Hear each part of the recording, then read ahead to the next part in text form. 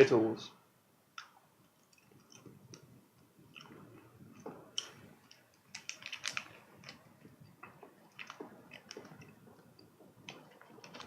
These packs are really tiny,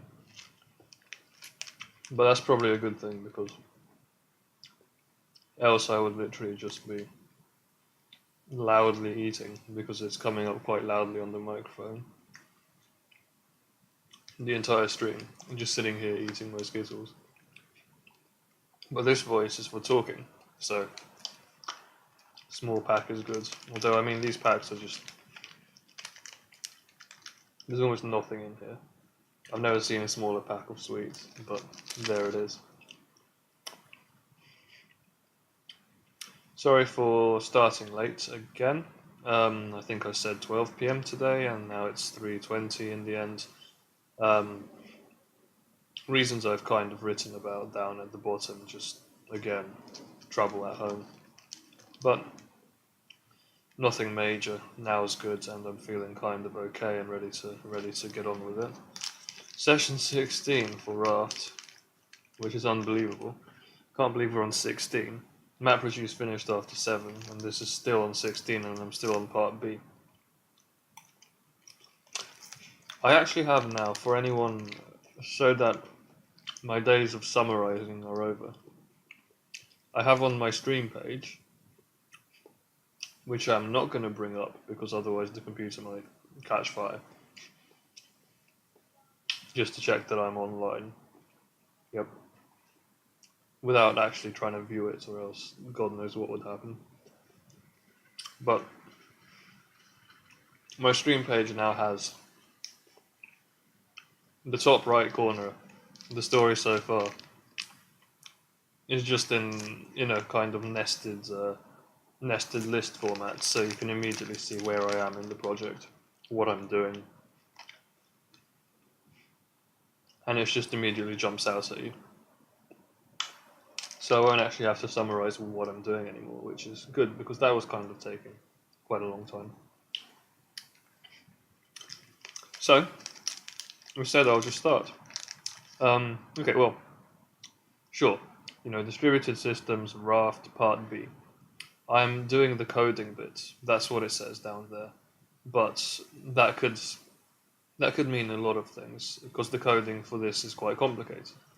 So I have my scrap document here, which outlines everything that I need to implement, and basically I ended up splitting it up into 6 phases, which I'm just going to quickly write out here,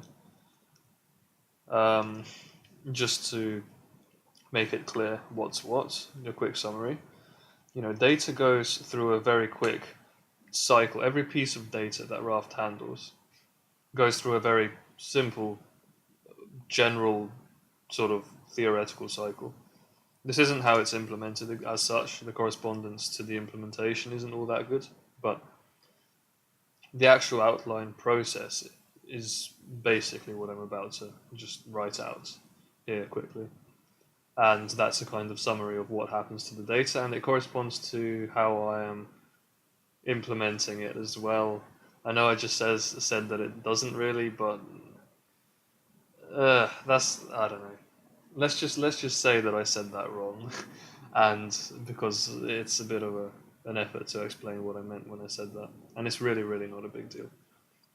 So just forget about that. Data cycle. What happens to all the bits of data, and that loosely corresponds to how I'm implementing it. Data gets sent into Raft, then the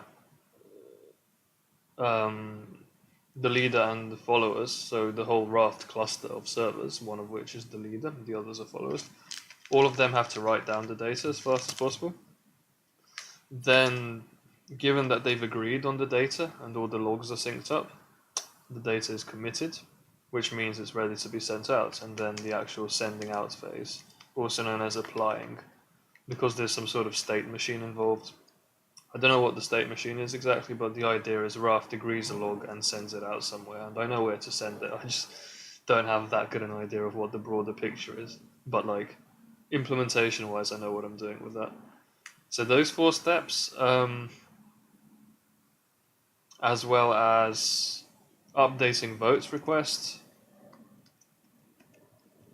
which is a quick detail that I've already done, so I'm just gonna gloss over that. It's a side thing that I've already done.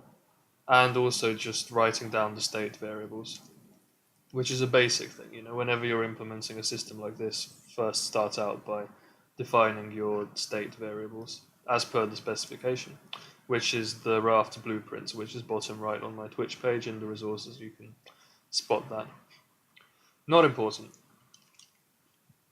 Why? Because it's done. This is finished, and this I also finished earlier.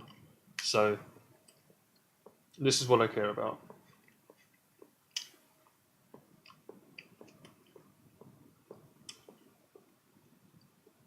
Previous session, I finished my first attempt at coding this phase. It's very wrong and throws fatal errors. Not even fails tests, it actually throws fatal errors. But I've decided, because it was kind of bothering me and it was a bit messed up, that I'd rather leave it be for a bit and try to actually just knock out sketch implementations of these two phases first. And then after that, I'll be able to just go back over this with a fresh perspective and deal with some of the technicalities. There's a lot of, interestingly enough, there's a lot of kind of index out of range errors, like the basic error you get with an array when you try to access the array, which is a list of things, at a position that is not defined in the array. Like, say in my program I have, a list that has 1, 2, and 3 in it, and I try to access it in the 4th position. Even the 3rd position wouldn't work because arrays are 0 indexed by default. So the 1st position is 0, the 2nd position is 1, and the 3rd position is 2. And the values are 1, 2, 3, or like cat, dog, robot. Doesn't matter what they are. The point is accessing at an index that is not defined. I have a lot of that going on in my code, which is not good.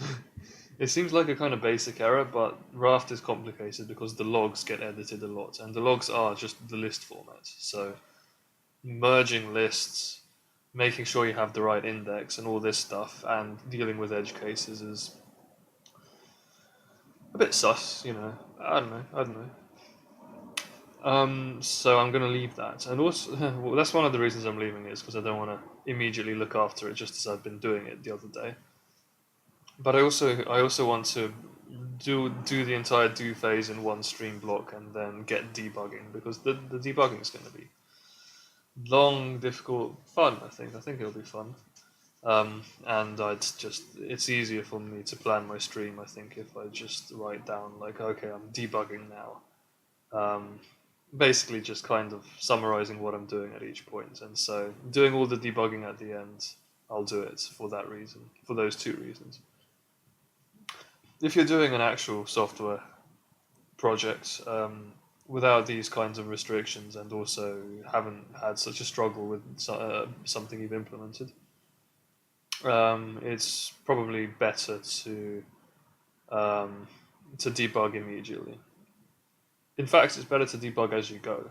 Just keep testing it out. But my only tests are the tests that MIT provided. Those are kind of holistic tests, and so it's a bit more difficult, but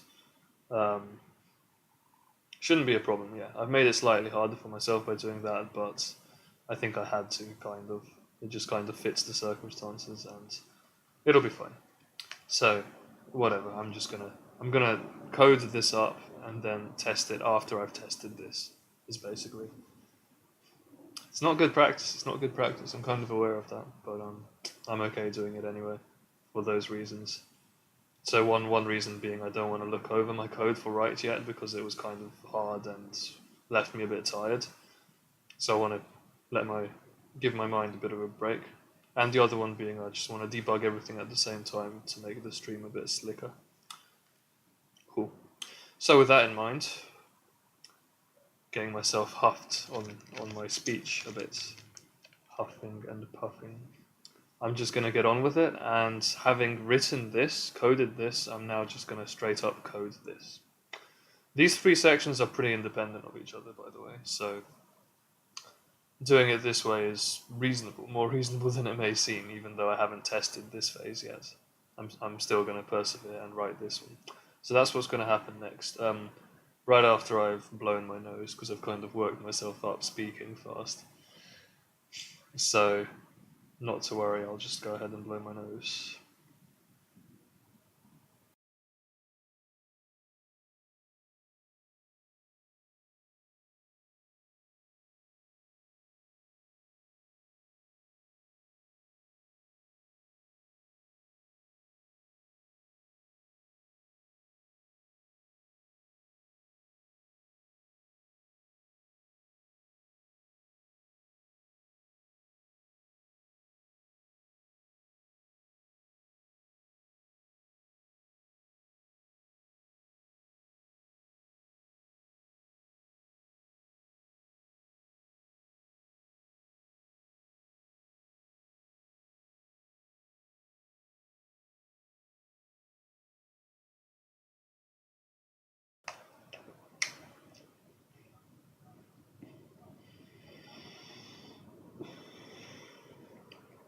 Lol.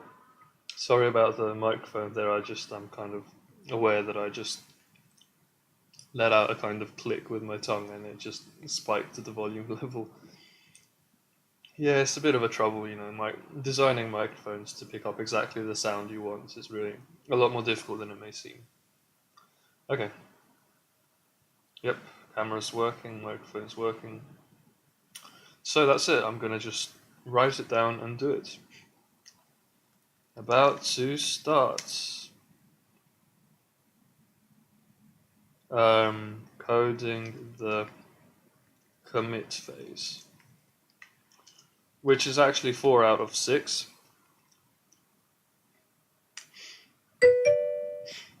Four out of 6 in the original listing that I wrote, which is maybe not so relevant anymore, but logically, like I listed it as number 1, do the state variables, because you need those to do anything else. And then do the 4-part data phase in phase order, and then do the little edit to vote request at the end. But I've done them slightly out of order. I did 1, 2, and 6 on the first stream, and then 3. Not yesterday, the other day, or last time I was streaming. And so, just get the seating position. So I'm about to do 4 in that sense, which is the 5th one I'm doing, and then I'm going to do 5 afterwards, which is going to be the 6th one, because that totally makes sense. Sorry, I'm not trying to be deliberately obtuse. It's just because I'm aware that what I'm talking about is not that important. It's not that deep. How I number things, how I name things. I'm just going to be doing the commit phase. So let's just go ahead and take a look at that. In my notes, 2b, you can access this on my GitHub repository. Link is provided bottom right corner again. This thing. So I was trying to get the Skittles. They are nice, even though they're hard to eat on a stream. Who knew? Who'd have thunk it? But yeah, the commit phase is this. So let's have a quick stare at it while I'm done eating my sweets.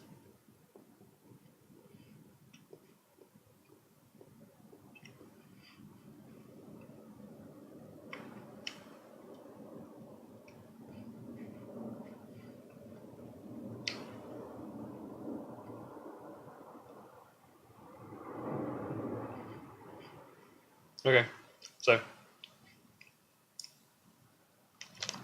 committing. So this is the phase where a particular piece of data gets committed. Circular definition. The data basically gets recorded as being ready to send off to the final destination, in the sense that all of the servers in the Raft cluster, which run identical code, don't forget, all of them have agreed. They have logs that agree that this thing should be in this position. The piece of data has the right index, the right content, the right actual data, and the right term of election when it was added. All this is completely agreed. And so, when I say the right index, that means position in the log, which is important because that's going to make up the final log, or at least the agreed upon log. That is, then everyone sends out the agreed upon log to the final service that is using Raft to do its consensus, to validate its data. And it all receives, all these servers send out the same information because the information has been agreed by the consensus algorithm, because Raft is a consensus algorithm. So basically this is handling that. So the data has already, the previous phase is all about how the data gets written, how it gets propagated onto all the servers and replicated. And there's a lot of stuff about merging logs and overwriting conflicted entries. But committing is all about just keeping track of what is done, both on the leader side and on the follower side, because they do it differently. The basic idea is that the leader commits when all the followers, at least over half of the followers, strict majority of followers, including itself, I guess, even though it's not a follower, but yeah, everyone. So, start again. The leader commits when strictly over half of the servers have received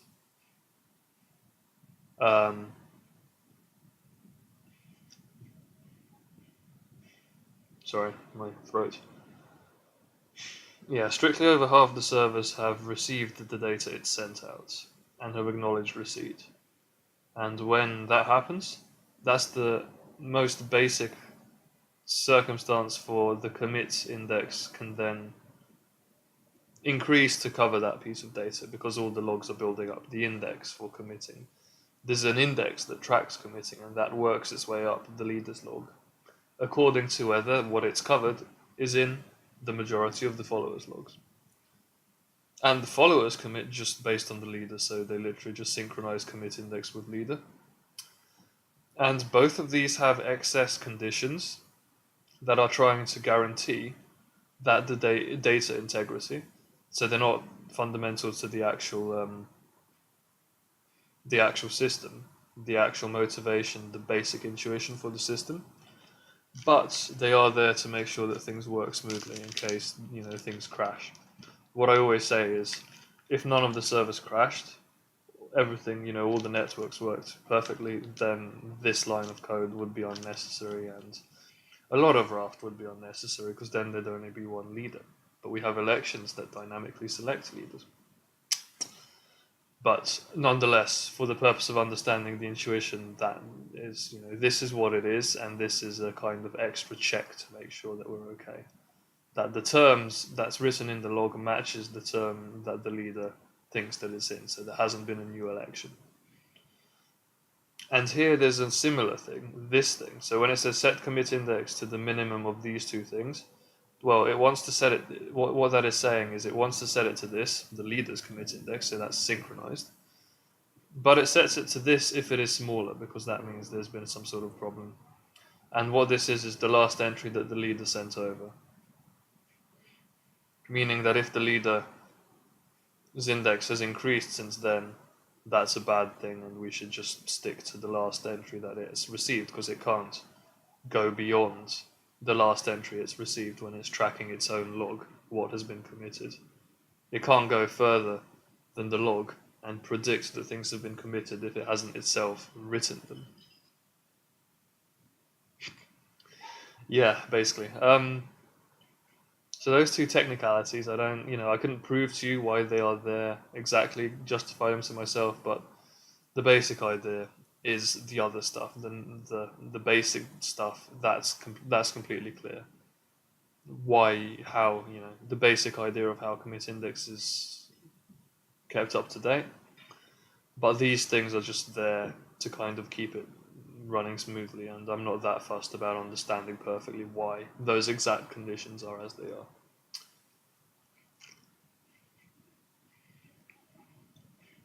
This is me questioning why this is here. I'm saying it always sends the latest writes, so surely it doesn't need to. check this, but I mean, who knows? Commit index could be edited for random reasons.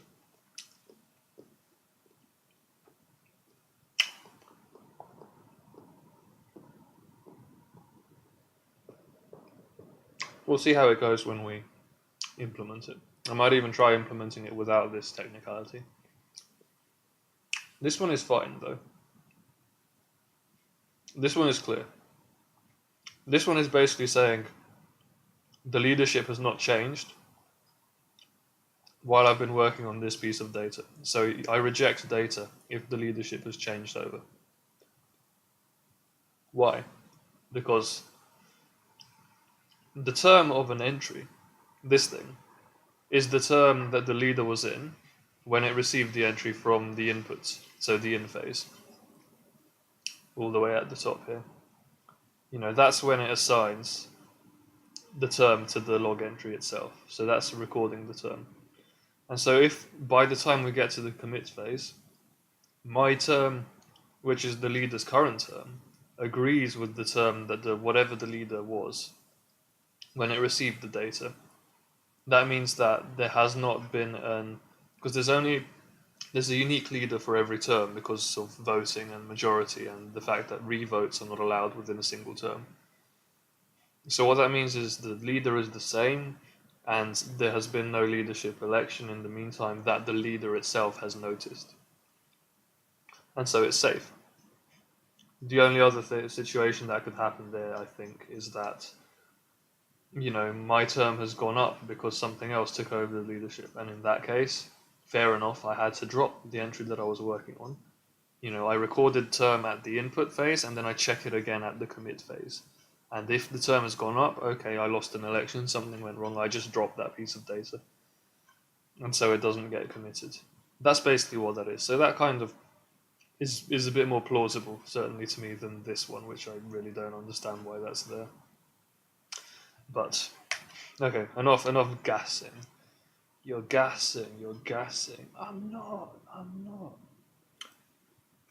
So, enough about that. I'm just going to go ahead and do it. So, okay. Couple of things. So let's break this down into fully what we're going to actually program, because this is, it's almost, the code is almost, fully code, but there are bits missing that need to be sorted out. So let's sort them out. Let me sort my eyes out first. I think I'm getting hay fever again. Is this the right time of the year for hay fever? It's like August, seems a bit late, but I don't know. Let me just blow my nose again. There's camera lag, it just kind of sways slowly, but if I whoa. Yeah, the camera's a little bit, it might be the exposure or something, but it's a little bit slow and sluggish.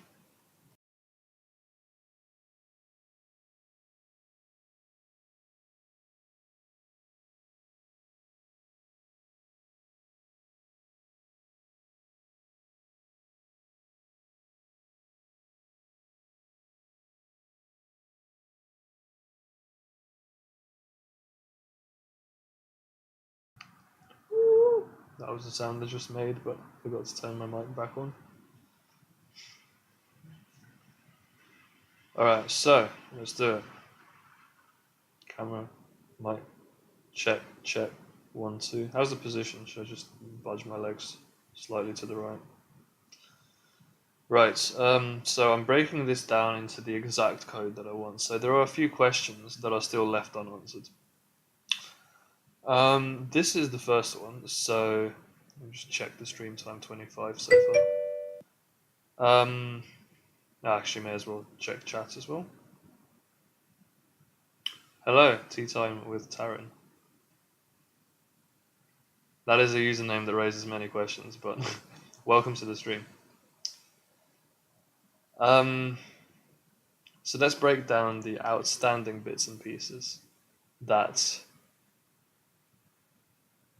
are not completely specified by this kind of outline of what I'm doing. So the first one that I want to look at is when I say the leader tracks. So this is something that the leader should be doing all the time.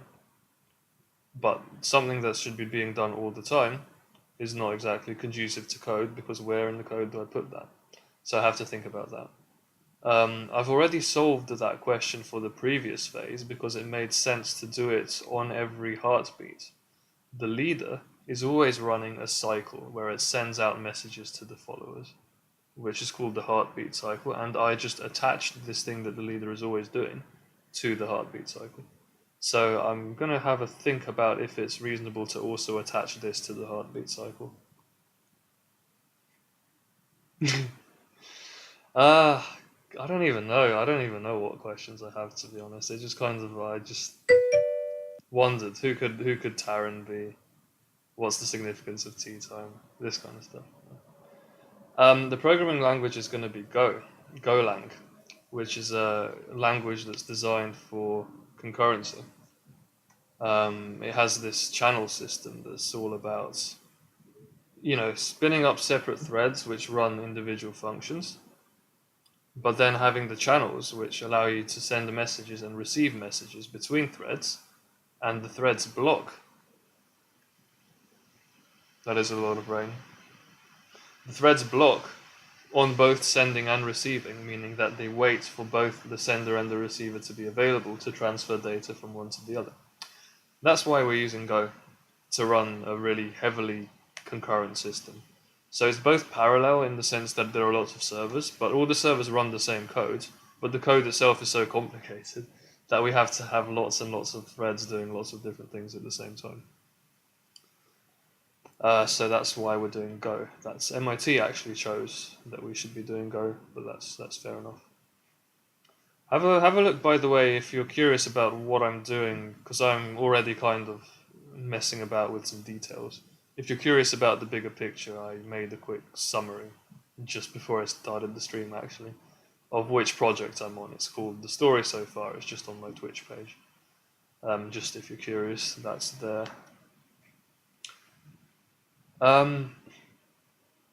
Yeah, honestly, my most basic thought about the leader. So let me just check camera and single monitor streaming. I always check the camera is working still. Yep. Yeah, my most basic thoughts is always, to keep it as simple as possible, because so far the code really is just the leader is always running a single cycle of heartbeats, and on every heartbeat it sends out certain messages.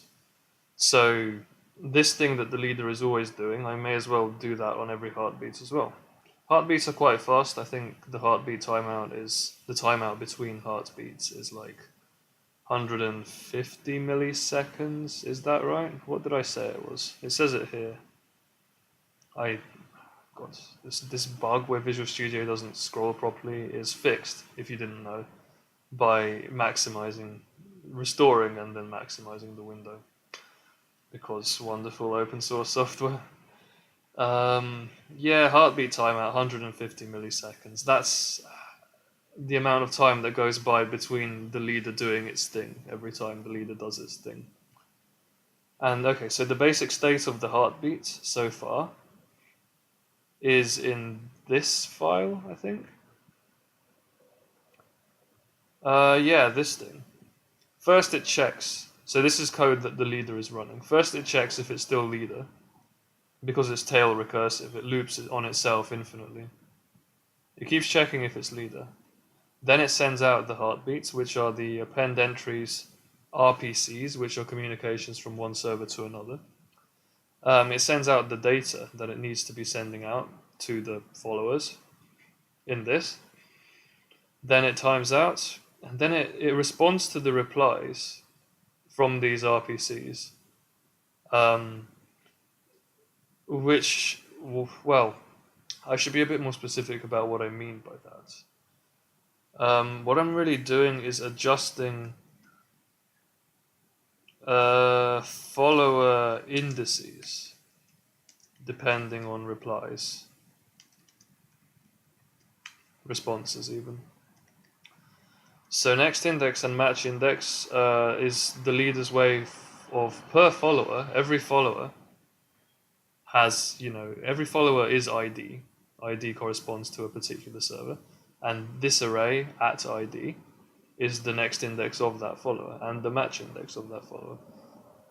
And these two, the next index tracks what the next piece of data that should be sent is on the next heartbeat to that follower, and match index is tracking what's been written. These pertain more to the write phase than the commit phase, although match index is going to crop up again in a sec, so I'll explain it properly in a sec. But the basic point of this code is next index and match index are updated depending on what happened with the heartbeats that were just sent out. So, and then recurse, just do heartbeats again in the same thread. But that's fine because there's a timeout here that allows the thread to sleep and something else to happen. Although maybe I should literally in order to split. This is the nice thing about Go concurrency. In order to make this into a new thread, I just type this and it's og. I just type this and it works. But so far my design decision is that there's no need for another thread there. So yeah, this is the heartbeat. It repeats every like 200 milliseconds, I guess. Heartbeat timeout plus however long it takes to actually do this. None of the code waits, so it's pretty fast. So every heartbeat, why don't I do the thing that the leader is supposed to be keeping track of? Why don't I do that on every heartbeat? That seems like it's the default decision. It's the most basic. Just do this to get started. So I'm going to do that, by which I mean I'm just going to write a comment here so that I know where in the code I'm going to implement it. And then I'm going to go back to the text document to figure out the little details that I haven't figured out yet. Do I want to go outside? This weather is fucked. Like I was going to go to central London to see some friends, but like really bad weather. Snake reacts only. Yeah, the weather forecast has just been wrong, very wrong the past week really. It wasn't supposed to be raining. I was supposed to be able to just get out of my house, but it's just occurred to me it's going to be a bit of a different journey. I'll probably still go. Don't see why not, to be honest.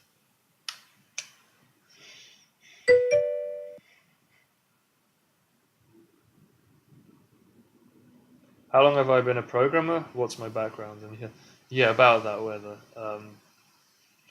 I'll comment on your second comment first because I've been watching a few streamers, a few people, speedrunning games, and one of them, for example, his hands just started sweating to the extent that he can't do like this like really rapid fire repetitive movement that he keeps doing and has to do in a particular tempo. He just can't do it because it's 37 degrees in his house and his hands just melt down and he just can't do it. 37 Celsius. All right, my background. This is always a fun question. My background is that I am a mathmo. I graduated maths at Cambridge University I was going to say in London. It's not in London. It's in Cambridge. Yeah, so I did 3 years of maths in a UK university. And since then I've been kind of trying to get a job, but also kind of teaching myself skills. And because I was trying to get a software job. So I know about programming. I taught myself I did like some web projects. I did I think it was bots for Pokemon Go. Bots that send out notifications rather than bots that play the game. That's a bit too cheaty for me. So I taught myself that, did a bit of JavaScript to do that, and now I just had the idea of, because I really like distributed systems. I really like concurrency. That's really what it is. I like this style of programming is very appealing to me. So yeah, I wanted to do my own project because I learned the best by just doing my own real world thing. But doing a real world distributed system is a bit optimistic. So I compromised. I picked out MIT's course and I'm doing their coursework, but I'm not doing their lectures. So I'm learning literally head through the wall doing the coursework. So it's quite slow, but on the other hand, it's quite consistent, and I've been making steady progress. And it's just quite an enjoyable way of doing it. Other than that, do not. I have no other computer science background almost at all, other than having done graph theory, maths, a bit of computation theory in this CompSci module, automata and formal languages as well. Other than that, I'm a mathematician who sort of self-taught a bit of programming. And this style of programming is pretty hard, so I definitely have a bit of experience. I've been able to get into it and do it wrong a lot and learn the hard way that debugging a distributed system is a bit of a nightmare. It's hella chaotic. But yeah, that's my background. That's where I am so far, and I have the kind of, I think, bare minimum programming skill needed to pull off this project. To be honest, is it hay fever? I do not know. I'm always kind of have to blow my nose, and yeah, debugging is painful. Yeah, hope you enjoyed my story. It's a fun story to tell. Debugging it depends so much on what language you're using, what infrastructure you're using. It can just be a total mare. Go is thankfully not that bad, although it does seem to like to dump raw memory information in the console, so you have to be careful about which line you're reading in order to get the information you're looking at from the debugger. But yeah.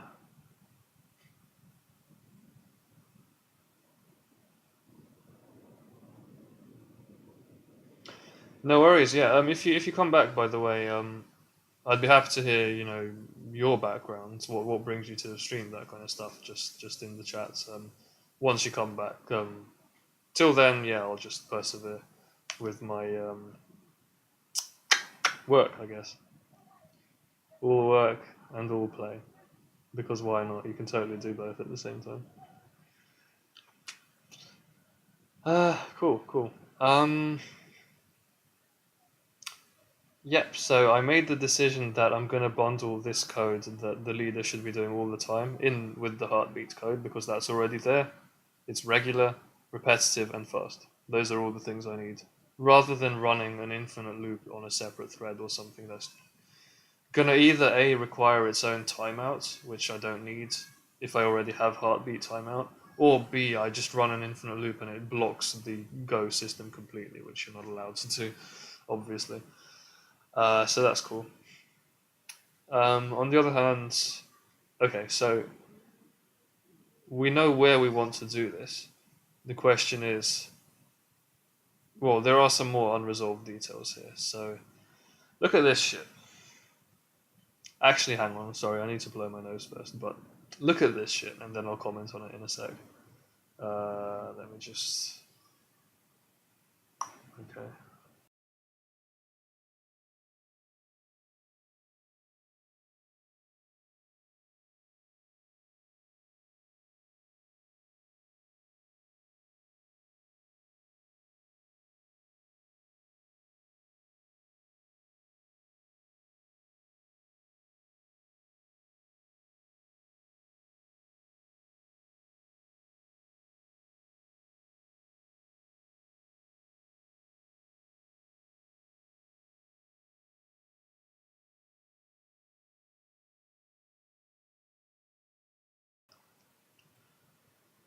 Camera. This is when I'm shaking my head. I'm just checking that the camera is actually working. That's all I'm doing, I promise. And microphone, I can just look at the volume level, the visual representation here. So that's fine as well. I'm just budging my legs in order to center the camera because I have the camera stand between my legs. Yep, all good. Single monitor streamer. Alright, so yeah, I showed you this bit of crap here because when has the existence of a variable, this is really math speak, this is highly math speak. When has the existence of a variable ever been conducive to programming it, where you need to know what the variable is? It's like a non-constructive existence statement. So I need to figure out how to implement this. So, okay, what I'm saying here Basically, we're looking at match index, which is an array of indices corresponding to what each follower, which is the index of the array, corresponds to a follower ID. The ID is literally the index of the server in the list of servers, which is static, and Raft never edits its list of servers, or at least this implementation that we're doing is always going to have a fixed list of servers in the cluster, which is nice. It makes things a lot simpler. So those are the indices, and the values in match index are that server's match index, which is what the leader, which is maintaining this array, what the leader thinks that the follower wants to hear next. No, that's next index. Sorry, match index is what the leader thinks that the follower has written down correctly. It's kind of like a pre-commit index, so no committing has happened yet, but the leader thinks that the follower is up to date and accurate up to the match index.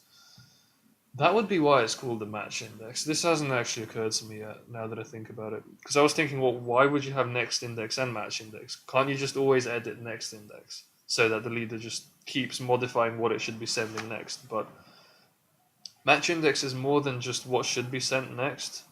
Match index is really what the leader thinks that the follower knows has correctly written all the way up to that index. So everything before the match index, the leader thinks is definitely correct.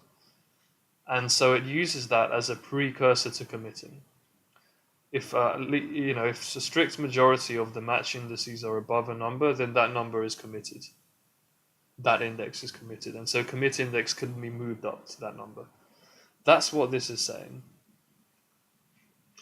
The question is, how do we implement that?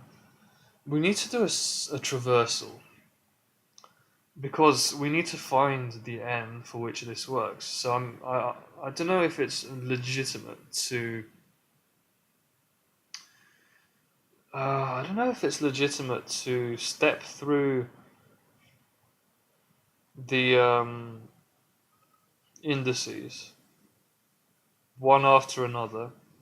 Continue checking this condition. This is a monotonic property, meaning that if it's true for n, it will be true for n minus 1, i.e. we lift n until we hit a maximum, after which the property stops being true. So it's monotonic. So that means that it's amenable to doing this search where we just go up until it stops being true, and that's how we found the maximum. Because I'm trying to find the maximum, effectively, because I want to set commit index to be as high as possible. The only problem is that this is not monotonic. There's no reason this should be monotonic. This is just kind of saying my term should match something, but I can't make any guarantees about this statement being true of certainly not all the earlier entries, because if there's been a leadership change, some of the really old entries are going to have a different term, definitely. We have to allow for that, but like most of the recent ones should have a term that matches my term currently, because I'm the leader, and that means that I processed them as the leader. I was the leader when all these entries got processed. So that's cool. But, we can't rely on that. We can't make any assumptions about that, because this is definitely not a monotonic property. This definitely is, because match index always increases from 0.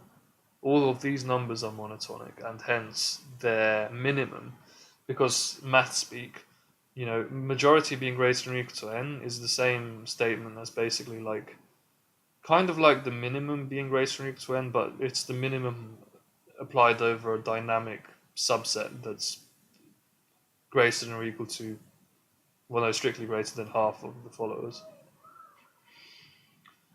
And that's definitely intuitively, that's obviously a monotone property.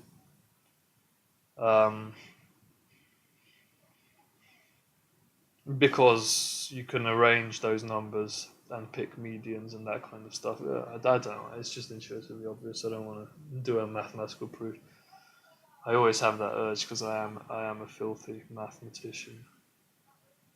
But no, I'm still a bit lost as to how how to find this match index that works. You want to find the maximum, and then, because we're trying to find the maximum subject to all these conditions. Find the maximum that's subject to one of the conditions, namely this one, because this one's monotonic, and so we can, let's say we can binary search or something, but we're not going to need to binary search. That's going too far. But the idea is we can search for that in a fairly efficient way somehow. If we process the data correctly, we can definitely find the biggest n that satisfies this condition. And then, because this is not monotonic, that means that it's not amenable to the sorted array search problem. Instead, it is basically guesswork. We have to take the first one and hope it works, which it is usually going to work, because stability means that the terms are going to be the same. Because this is the term the leader was at when at the in phase of a particular item of data. This is the term the leader is currently at when it is trying to commit that piece of data plus a bunch of the data that came before it. So according to the specification, which is where I got this from, we only need to verify the last item that we're committing in a single block of committed items. And so the most efficient way of doing that, I think, is to do a kind of binary search type thing to find the maximum here, and then do this check. And if this check fails, continue unwinding the stack of terms until we find one that does work. And if there isn't one that works, we just don't affect the commit index, because then this is false. There doesn't exist such an n. Notice also that we have a lower bound here because we already have what the commit index was. So if we wanted to do a naive implementation, we could just first of all traverse upwards linearly just to find the first n that works for this condition, and then traverse downwards in order to find one that satisfies this condition. So we go up to the maximum for this and then wind it down. Because this is monotone, that will still apply to the lower numbers, but then one of them will satisfy this, and the first one we get to, because we're checking from the top down, will be the maximum satisfying both. Logic. Don't know. Logician. Seems. I feel like I'm missing something. It just seems too complicated. But I don't know. It's probably fine. It's not that hard to implement that kind of thing. It might be a bit slow. But at the same time, I don't think we are committing that many things. So doing this kind of search is probably going to be efficient enough. And so I'm going to not try to optimize that, considering this is simpler. There's no need to optimize yet because nothing's gone wrong. Maybe in the debug phase, we might find that we're wrong. But I'm happy to just stick with the idea I've just had. I think it's simple enough and worthwhile, even though it might be a bit inefficient.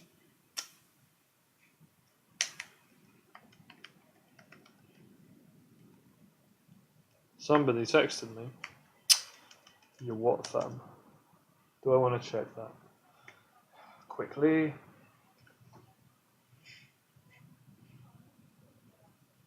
Ah, shit, I'm getting messaged about the plan that I was making for 6:30.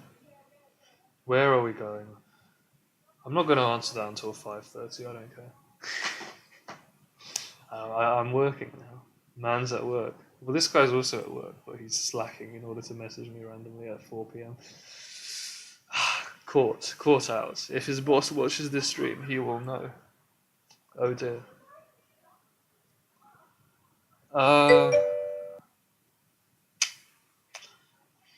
Okay, so I'll check the chat in a sec. I just want to summarize what I have said so far, how I'm going to implement this thing.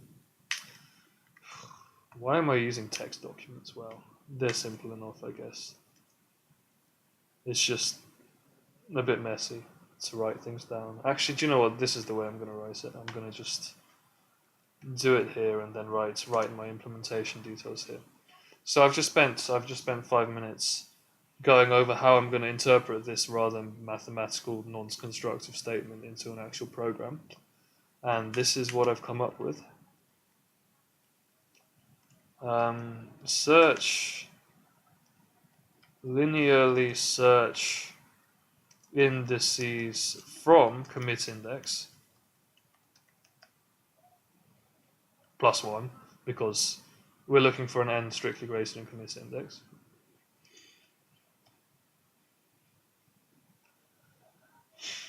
Okay, I'm going to just, for brevity, summarize these two statements into A and B. Until A fails,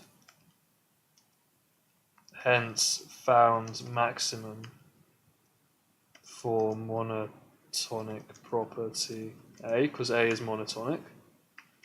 Then search, linearly search backwards until first index satisfying B is found. To be honest, there's no reason I couldn't just linearly search both of these conditions going forwards.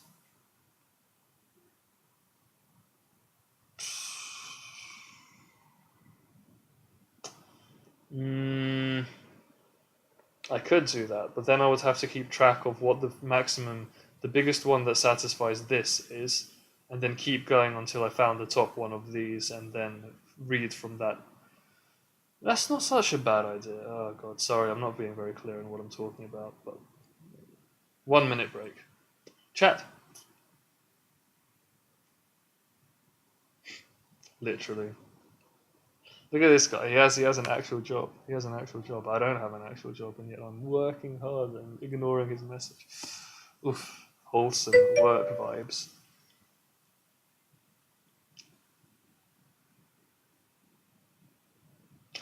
My username, is there something to it or just a fun name you chose?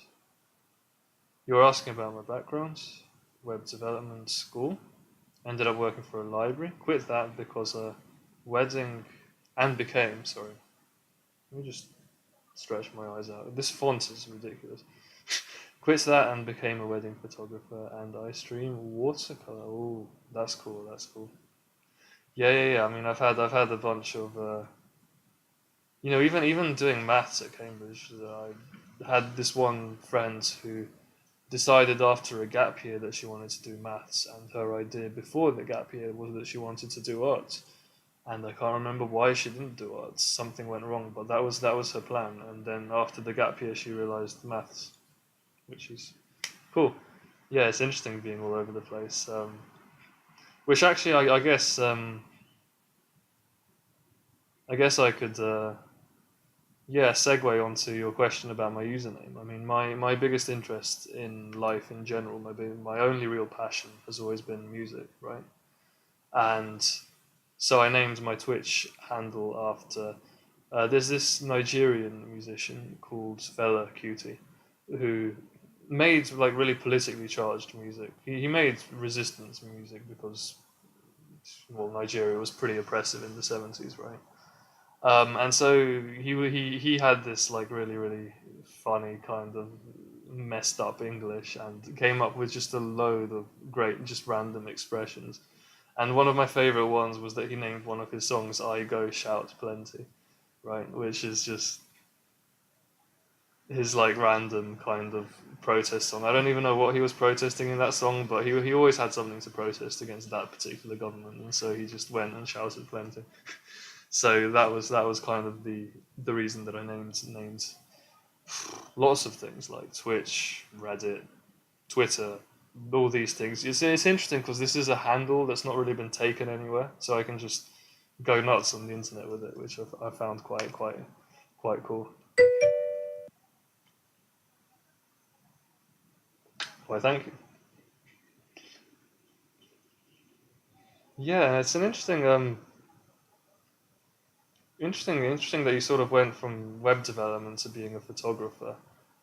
Um, the things that I'm thinking about when I read that are kind of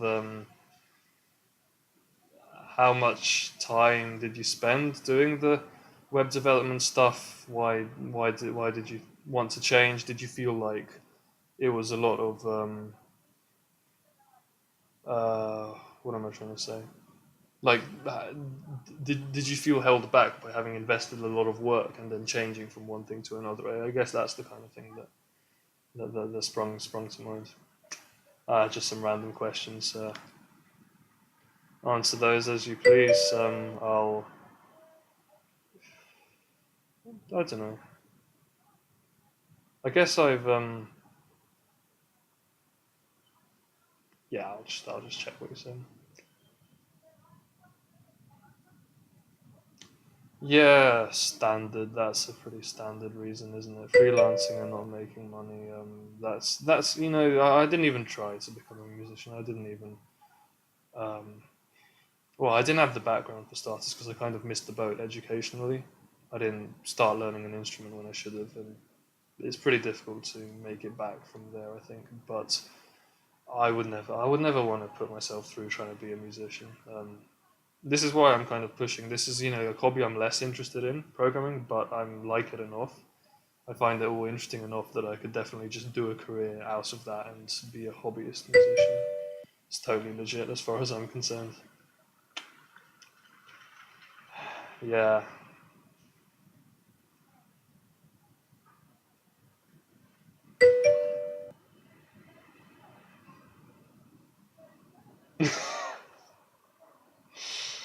Wedding photography was an accident I fell into, lol, and just went with it. Yeah, that's awesome. I mean, my programming projects were completely accidental. I wasn't looking for making this Pokemon Go thing. It was just like highly needed by the community. Actually, to be honest, it was highly needed by me. I just needed this thing, and so I made it for myself, and then it just blew up from there and turned into a massive kind of infrastructure project. It was a bit crazy. Um, yeah, the little bell is yeah, it's got because I don't often get too many people watching, and so it's nice to just kind of chat sometimes, even if it's a bit slacky, even if what we are doing is basically just chatting at the water cooler, even though I've gone to lengths to like disparage my friend for texting while he should be working. It's just kind of chill, and it's the nice thing about streaming. You get to have those kinds of conversations. But I'll balance that. I'll balance that out with work. I'll get back to it to an extent, talking about how I was going to implement commits, which is it's all a bit crazy because Raft is just so deep on complexity. It's kind of really not that amenable for a stream, but I try my best. Um, and hopefully I'll actually be programming, so I'm just going to clear all this stuff and then I'll be able to actually type some code, which is going to be slightly more interesting. I don't know. Don't know what you think. Yeah. Okay. Do you know what? This implementation is getting simplified. As I wrote it down, I figured out that there was a slightly easier way to do it. So I'm going to linearly search in one direction from commit index A until A fails, and that's it. That's my entire linear search because A is a monotonic property, meaning that A is true and then stops being true. And so the first point where it stops being true, and then it's never true again after that. So the point where it stops being true is the point where I stop my search. Testing B each time and memoing, because that's a bit of a formal computer science term, dynamic programming. It's all about keeping track of where your algorithm is. Basically, literally just the algorithm saving state. It's not that deep, but solves a lot of programming and a lot of algorithms problems in practice. So memoing which is the largest term so far passing B. Because that term is going to be the answer. That term is going to be the biggest possible term satisfying B that is within the range where A is true, which means it's going to be the biggest term satisfying A and B. The biggest index, sorry, not term.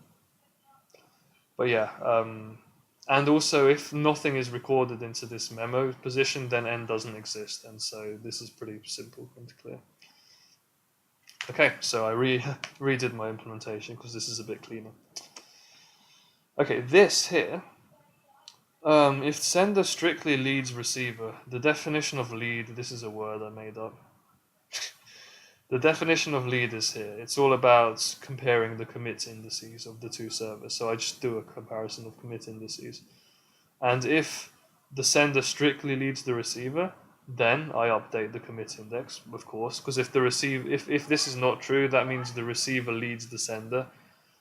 Not strictly, but what that means is that the receiver's commit index is greater than or equal to the sender's commit index. And in that circumstance, why would the receiver increase its commit index to try to match the sender? That's why this if statement is here. And then we set the commit index to the sender's one, i.e. the leader's one, because leader is always what's sending append entries. Because append entries is the communication from the leader to the followers, sending out all the data. But then we also have this. If this happens to be smaller than commit index, then set it to this. And this is some sort of safety feature I don't fully understand. Either way, all of this is trivial to implement. It's just turn this into code. Whereas this, I actually had to make two design decisions before I actually turned it into code. So that's it. I'm going to go ahead and actually type it out into code. Exciting. After I've dried my eyes again, because I don't know. Is it the weather? This actually stopped raining. That's good. That's good. 6:30 p.m. It's now 4:30 my time zone. So 6:30 p.m. I need to be in central London, which is about an hour away. So okay, I have another hour to work. Sorry, I'm just going to disappear again to blow my nose.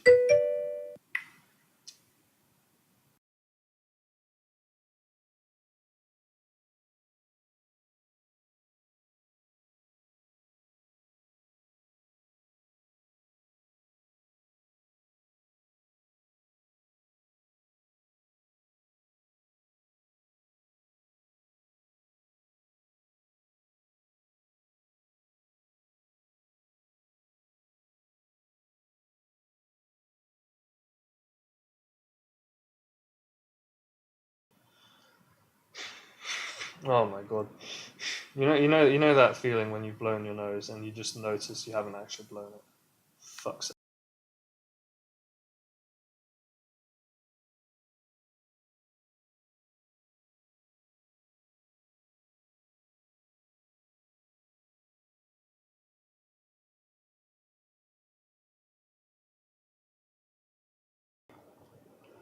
Yeah, maybe it's the fact that I'm streaming with a camera microphone. Yeah, it's the fact that I'm streaming with an open window all the time. It's all the streaming I've done so far adds up to over 50 hours. I think this project is long. It's really long, and streaming makes it take longer. But I've had the window open more or less the whole time, so maybe that's why I'm feeling ill. Bloody hell. Cool. Yep. So it's 11:20. I actually have chat here as well. It's 11:20 a.m. your time. Maths. That's 5 hours earlier, which is Eastern time. 5, 6, 7, 8 is the USA, isn't it? Compared to GMT, UTC on. So on normal time, not summertime, UTC is 0 here where I am, and the US is minus 5, 6, 7, 8, and so minus 5 compared to 0 is 5 hours earlier, even in summer where it's minus 4. So that's Eastern time, I think. I hope I'm right. I hope I'm not bullshitting. Yep. Camera, mic, okay. Yep. Cool. So let's just, I'm just going to go ahead and implement this. So I have a search algorithm to implement. That's going to be a bit, no biggie. I can do a search algorithm. Shall I do the leader code first? Probably yes, because the leader code is the one with the search algorithm in it, and it's a bit more interesting. The follower code's pretty trivial, to be honest. So what did I say? What did I say this was called in the notes? I called it commit index track. So I'm just going to put tracking commit. No, actually, do you know what? I'm just going to put commit phase because that corresponds to my basic idea of how data works. It's the way the leader handles the commit phase. Commit phase leader. Let's just call it that. Cool. And I'll just go ahead and code that in a sec. I'm in Canada near Toronto. Yes, Eastern. Cool. Canada near Toronto. Yes. Vancouver is west. Toronto's east, I think. Montreal is like east-ish. God, I don't know Canada that well. I have to admit. But yeah, that's cool. Canadian viewer, very nice. It's cool that this time of the day isn't too early. Often I've been streaming at like 12 p.m. and sometimes I've been streaming at 12 a.m. because streaming is absolute chaos. And so yeah, it's good. It's good that you're around. Near Niagara Falls, nice. I know that's south. Pretty sure.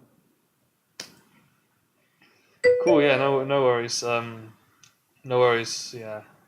Just jumping in and out. That's what streaming is all about. In and out and in and out and yeah, that's what I do when I'm just visiting streamers watching video games. Usually, I just like walk in. My style is mostly to just shout stuff at people. I just start talking randomly and then disappear randomly as well. Just easy come, easy go. Very close to the USA board. Yes, yes. Very nice. Right, I'm gonna push through commit phase leader. I'm gonna just take a first crack at just coding what I said I would code here. So I'm literally gonna copy and paste this into here because this is telling me what to do, and then I'm gonna program it. Okay. We're doing a full-on linear search, and we know the start, and we don't know the end. Strictly speaking, we don't know the end, but we definitely have an upper bound on the end because the end is definitely going to happen before. Well, we can literally just run out of log space, so we can go to the end of the log, starting from commit index +1. And it's the leader itself is just checking its own log. Yeah, so we can just do that. We can, yeah. For in Go, this is written kind of like, yeah. So I is, we have our I variable, which is our for loop, which starts at commit index +1. So I is going to be the actual index within log, which means that I must be less than the length of the log. RF stands for Raft because it's just the convention of how the program is structured that everything belongs to the Raft object. Doesn't matter. But let me just get this for loop out. So the length of the log. Yeah, because we want to go all the way to the end of the log. So I'm less than the length of the log means it will check everything in the log because the language is 0 indexed. The biggest index is the length of the log -1, so the strict inequality there is all good. And so I'll put the actual code in here. There's going to be a lot of breaking. This for loop is usually not going to get to the end, but yeah, we'll deal with that in a sec. Wow. God, if I click Streamlabs by accident, I always get paranoid I've screwed up my camera and microphone, but it's fine. Chat. Yep. I think that was the love it is probably what I was talking about, how I run in and out of streams. That's probably it. Yeah, slightly. I guess if you're doing a video game, it's a bit easier to keep track of chat. As long as you're not really focusing, you can just react. But at the same time, no. Sometimes you're going to get distracted and not know what it's about. I've seen that happen with with some of the bigger streamers, definitely. But either way. Problem is I've not written anything. Oh, commit index. Commit index is my own commit index because the leader's trying to update its own commit index, so it's just this. Yep. Attached to the Raft object itself, which is the self. The self.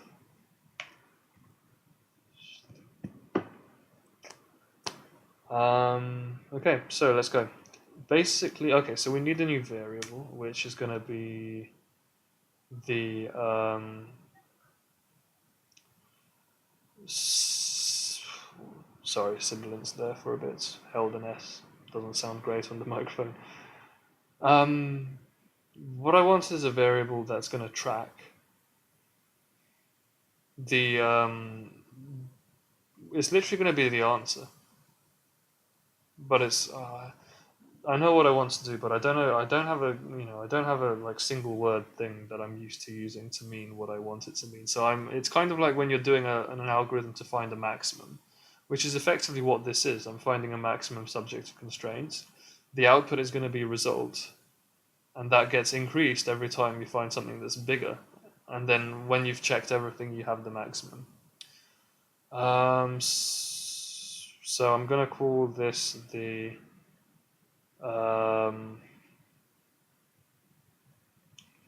commit, because it's to do with commit results. And I'm going to set commit result to be, okay, this is going to be a bit strange perhaps, but I'm going to set it to be commit index. Because this is like a 0 result. The whole point is at the end of the algorithm, commit index is updated to commit result. So if nothing gets assigned to commit result, meaning we found nothing useful, then commit index can just automatically be updated to commit result without anything breaking. You see how that goes? So the point is, what I've done here, if you ignore the for loop, nothing has changed, but I'm leaving the option for commit result to get increased, and then commit index gets set. And so commit result is only ever allowed to increase. That's something we have to make sure we don't mess up. Commit result must increase.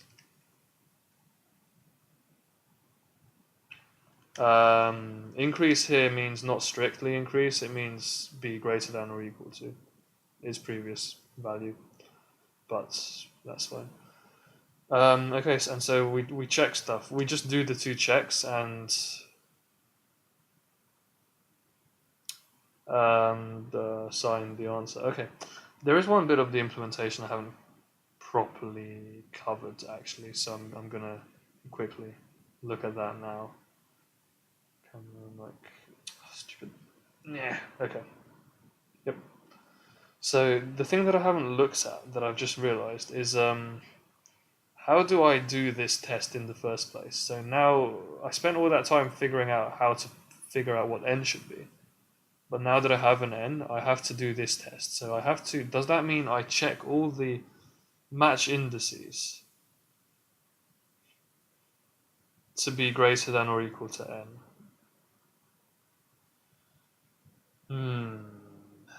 Okay, I'm a bit. Do you know what I should have done?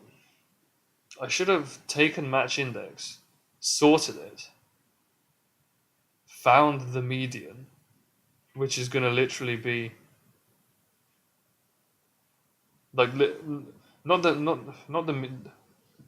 quite the median, but the smallest number that is strictly above half of the options. So like the median plus 1 in a sense, like slightly above the median. But I can find that in the array by just carefully picking an index, odd case, even case. But then that automatically is the biggest number that's possibly going to work for this, isn't it? I've played myself. And then all I have to do is test that number and decrement until I find one that works for this. Oh yeah, this is the 3rd implementation I've come up with for what is already such a basic thing. Do you know what? Do I want to actually bother doing that? It's definitely faster. But at the same time, what I've done is simple enough, and even though it's not faster, why wouldn't I just do it and fix it? It'll save me time to not redo it in a different way. And like, if it works, it works. Nah, do you know what? I'm redoing it. I've decided. I'm just gonna straight up redo this shit. So basically, here we go. So first of all, we need to figure out how sorting algorithms work in Go. Go sort list. Just go lang. So let me just set the browser window to the right place on the stream. Yep. So we have a straight up Go sort package that sorts. It's supposed to be sorting integers. Um,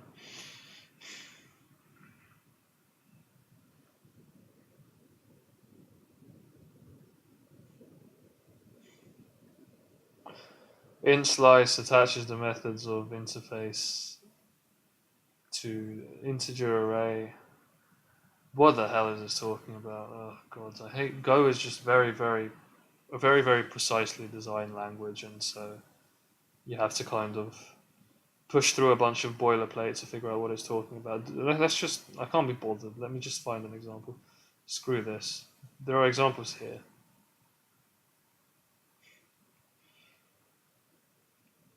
Okay. So, does sort by copy?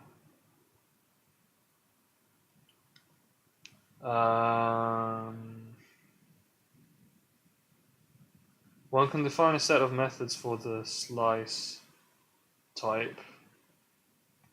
Okay, I've just remembered reading this before, which means that I can find how to use sorting by flicking through my previous project. So, throwback to MapReduce, I did the sorting algorithm. I used the sorts in MapReduce, and so I can definitely just find it by Control Shift Fing to look through the whole repository, the word sort, and once I find that, I'll be able to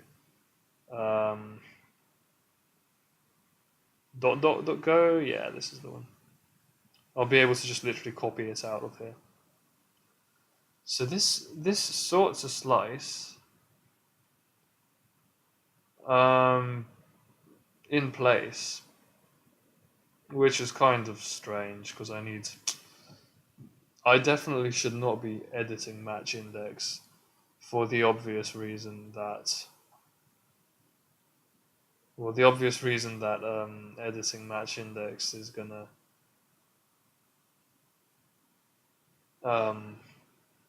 mess up the correspondence between server IDs and indices. So I can't change what the match indices are because they all correspond to the index, which corresponds to the server that it refers to semantically. So don't do that. Definitely don't do that. But like, make a copy and sort it. That should be easy, shouldn't it? But how do I do that? This sort's in place, so I guess what I can do is just manually make a copy by. How does one manually make a copy? You have to do something strange. You have to like. I'm gonna Google that because I'm not certain. There's a slight distinction in Go. This language in particular is a bit strange. There's a distinction between the arrays themselves and the thin wrappers that provide access to arrays, which can be copied.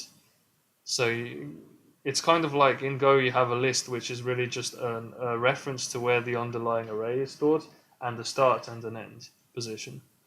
So this three piece of data, three variable pair, a pair with three things in it, triplet, three variable triplets, stores all the information for your list. And that can be copied because it's only three things, even if the list is massive. The whole list is not copied, just that thing is copied and edited. And if you change the list length, the underlying list is not changed, but the wrapper that points to the start and end is changed. This kind of stuff. But I need to definitely copy out a list, and so I need to Google how to do that. A bit of googling never hurts anyone.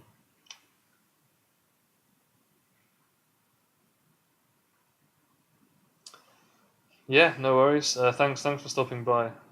Yeah, it was great to have a bit of a chat, and it's cool that you enjoyed the stream, because certainly this kind of stuff is not easy to enjoy. So yeah, nice to meet you. Thanks for chatting, and yeah, have fun with the workers in your house. That's unlikely to be fun. Been there, loads of workers in my house, all up in my yard. Boilers had to be replaced. Cool. Thanks for stopping by.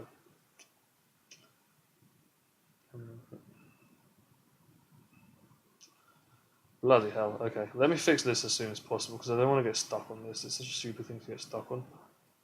Go sort. Golang sort list copy. Please. This has to be a thing.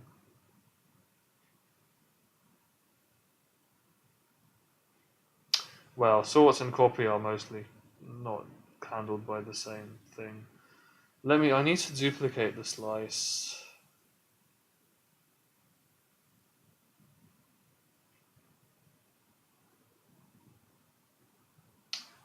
Oh dear.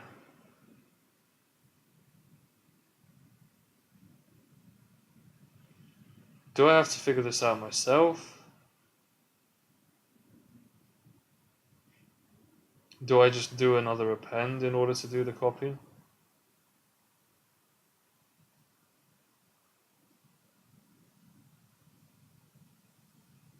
Uh, yeah, do you know what? I'm gonna do this using first principles. I'm gonna try to do it using my basic understanding of how this is supposed to work.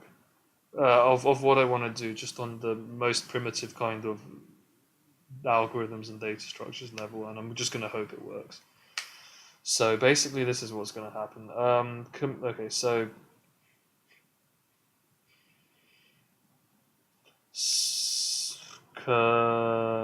match index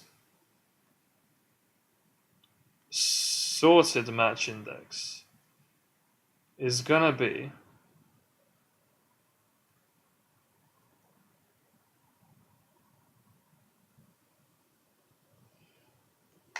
I hope I get this right. This is oh my god, I'm stressed.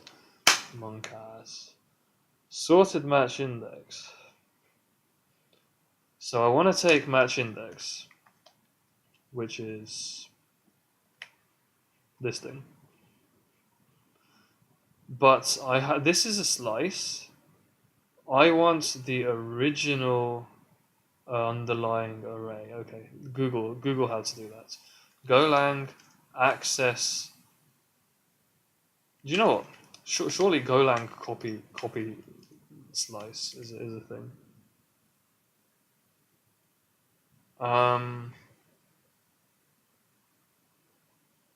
You just got it.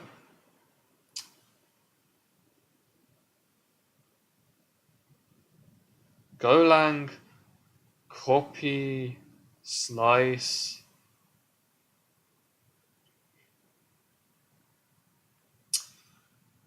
Yeah. Golang copy. Oh my god, I'm talking myself into a circle. Access array. Okay, I want to get to the array that underlies the slice. Here we go. So we have this array. We have the slice.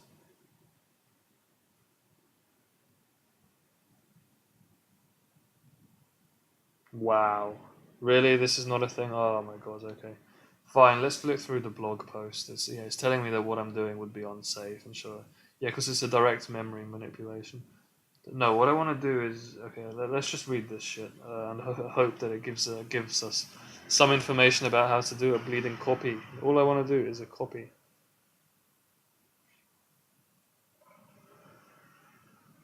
This is what I want to do. I want to make a copy of the array. But I can't access the damn array if it's just match index.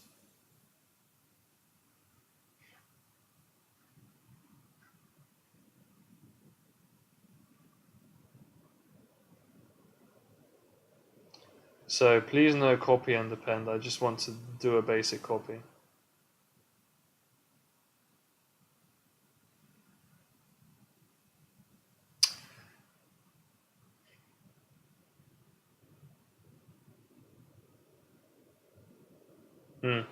Okay, I think I understand.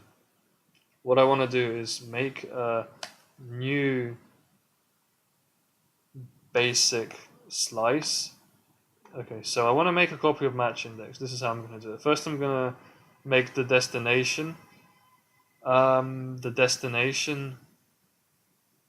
array, which is going to be make.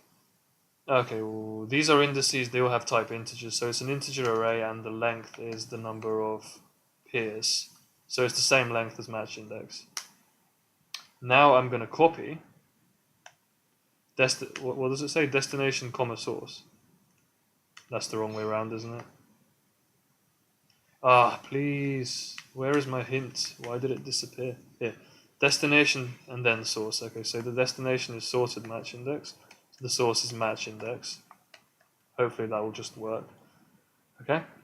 So this is my copy, and now I sorted match index using the basic function that just does this. I feel like this code is redundant here. In most languages, you could just sort.slice and that would work. Let me check that. Golang sort.slice. Okay, there's a kind of guide here which is hopefully useful.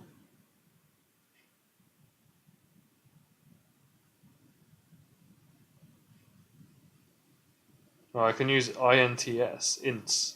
Does this just sort integers? A slice of integers in increasing order. Sick. That's what I want. Go is, it's not, the language is very static in many senses, and that's not necessarily a bad thing. It saved my ass when it comes to debugging quite a lot. The really strict typing system has saved my ass quite a lot. Okay, I just want to make sure that this has to be within the lock. So just make sure. Okay, so here I'm copying the entire array of match indices, which means I have to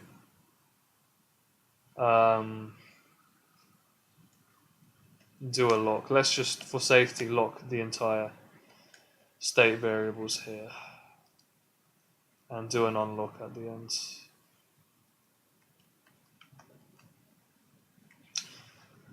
Okay. So I'm copying sorted match index to RF match index. Do you know what? This is slightly scaring me. So what I'm going to do is load up a tour of Go, which is an online Go sandbox where I can test that I've actually done the code correctly. So see here, I was testing out how to do interrupts and timeouts. I'm done testing that, so I'll delete that, and instead, here we go. So A is my original list, which is going to be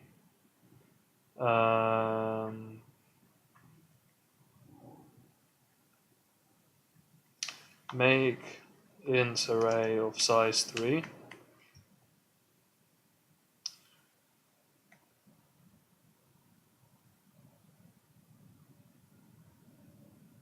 How does what? Wait, I've gotten confused. Oh, this is how you specify the array. Does this work? I think I can just do this. No, in fact, I can just do this. I don't need the make function at all. Okay, so that's that. B, then I want an empty one of these, so I write it like this. Go is, yeah. I'm still not that familiar with this language, so I'm having to guess my way through some of the conventions.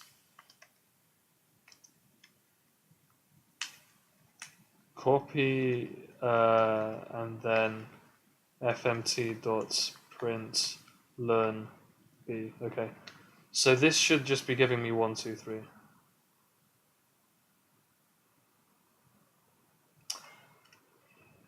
What a stupid error. Go, go, go, go, go, go, go, go. Remote server. Try that again. Yes, it works. Okay, cool. Oh, do you know what? Actually, let me do the entire code. So sort dot int b, and then fmt dot print learn a and b. And so this is my entire code for making a copy, a sorted copy of a list in Go. Okay, this is the entire. Oh yeah, this is already sorted. I'm an idiot. Let's try that again. 4, 2, 3, 2, 3, 4. Sick, it works. Okay, I know what I'm doing slightly, to an extent. So okay, this is my code. Let's try to bust it out now. So I've managed to do the sorting. Sorted match index. I've made a copy. I've made my list. I've given it the right length. This is a kind of quick but not excessive memory optimization.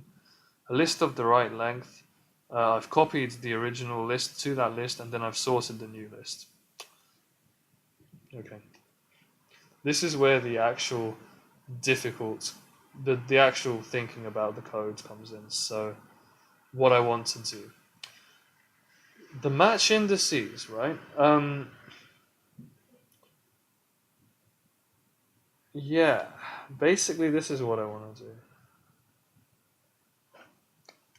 So now I have the match indices, and they are all sorted. One of the match indices, namely the ID match index, has to be ignored.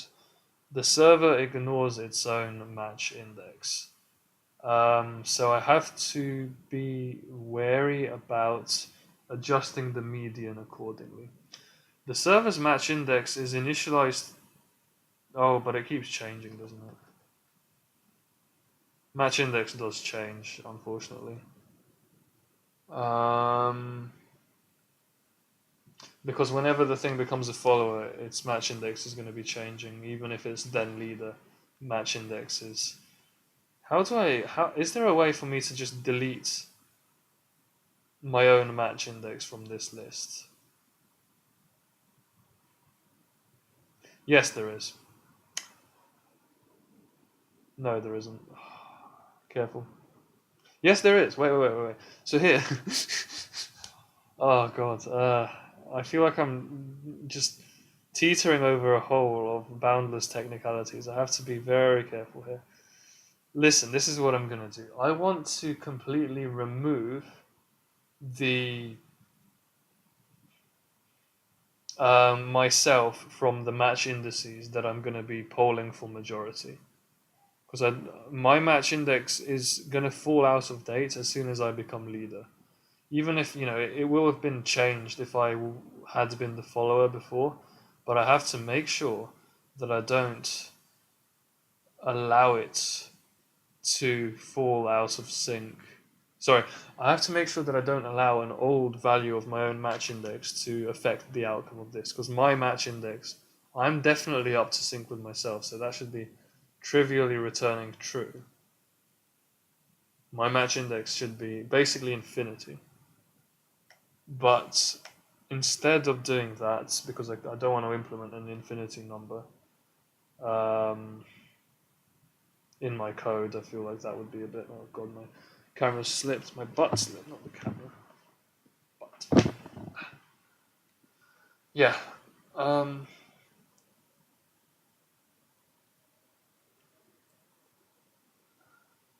Yeah. So, yep.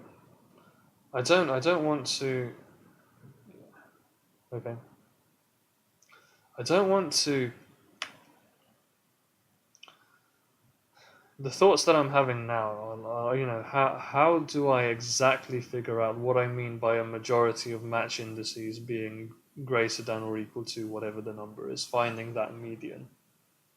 Do I count myself? And I don't want to count myself. I want to just take the normal median of everyone other than myself because that will establish a strict majority. The normal median of everyone other than myself will establish a strict majority. Is that a mathematically sound statement?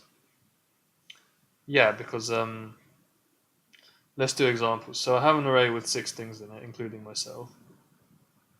Then majority is a majority of 5, which is 3. But I vote for myself, which means I have 4, which is a strict majority out of 6. In the event that I have 7 things in a list, including myself, the other 6 are in play. The median is not the actual. I don't want the actual median. I don't want the interpolated one. I want either the lower one or the higher one. Which do I want? Well, majority in the case of 7 is 4, including myself. So excluding myself is 3, which means I only need the first 3 to come through, which means I need the lower median. So I need the lower median and the actual median where applicable. I'm going to check that again myself, but that's pretty sensible. So the way I'm going to exclude myself, I have an out of date value for my own match index in match index at the me position. So I've made a copy, and I now have sorted match indices. In my sorted match index copy, I am going to edit the match index, because sorted match index is something I only care about for the purpose of this small block of code, so I can do what I want with it. I don't want to make changes to match index that are not substantiated with more theory.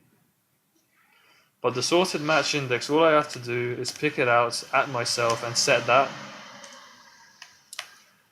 Why? Fucking trucks. Trucks are so loud in my local area. All I have to do is set it to 0, because 0 is definitely gonna... 0 is auto pass. If I wanted to, I can delete 0. After I've sorted it, I can delete 0. I don't need to. Okay, listen. Wait. No, that doesn't make sense. My match index should be a trivial value that guarantees that I always vote yes in the majority comparison. Majority of match indices need to be greater than or equal to some number. Well, this will happen if my match index is always greater than or equal to this number. So my match index should be infinity, which sadly does not exist. I could choose some massive number, some arbitrary biggest possible number, but I don't want to place constraints on my program like that. If I set it to 0, then it's out of the way, but I have to be careful that I've implemented the voting correctly. So I'm not taking an absolute majority, I'm taking a sub-majority. A majority that excludes one of the voters. Well, the more elegant way of doing it is to set it to infinity, so let's see if that's possible.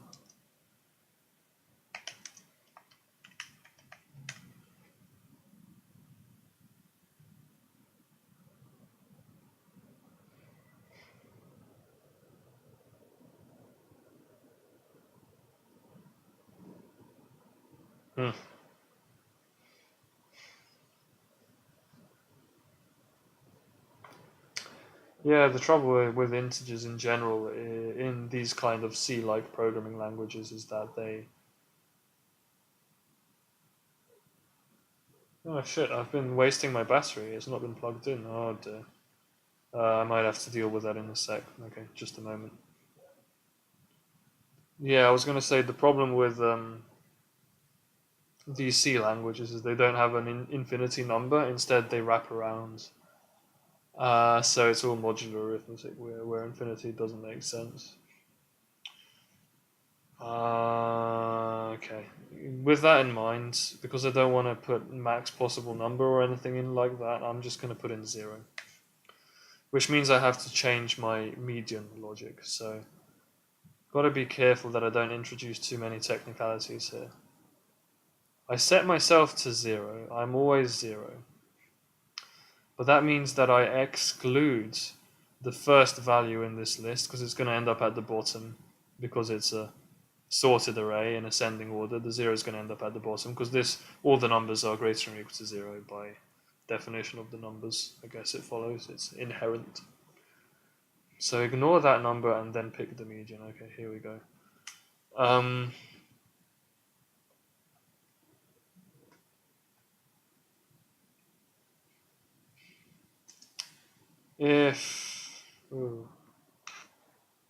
I can do this in one line of code if I'm just very careful.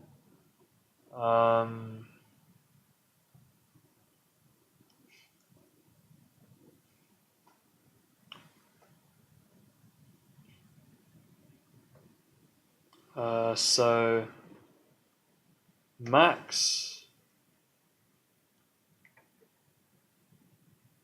commit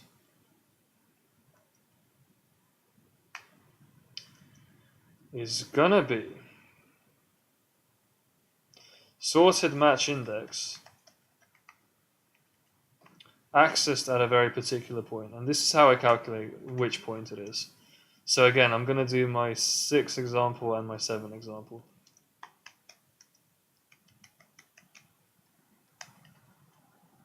This is an example with 6, and this is an example with 7.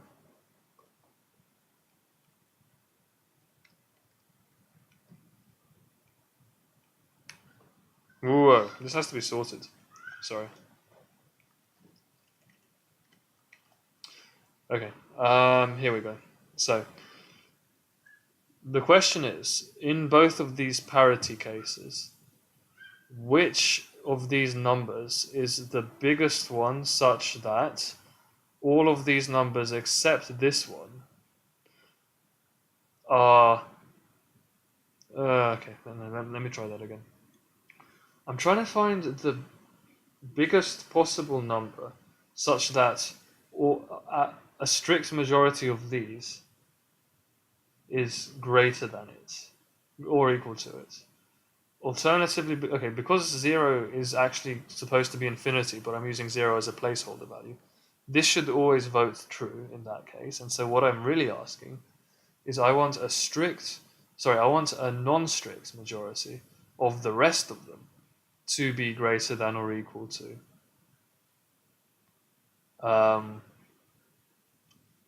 my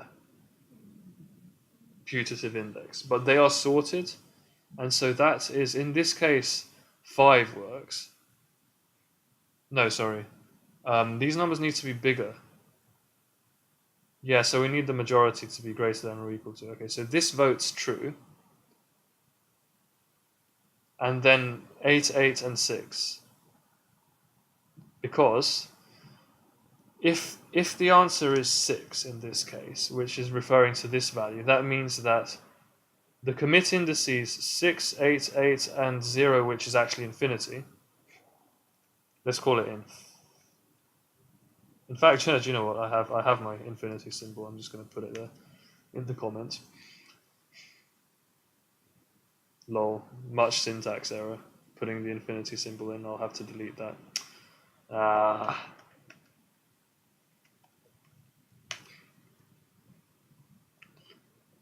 Oh, that didn't...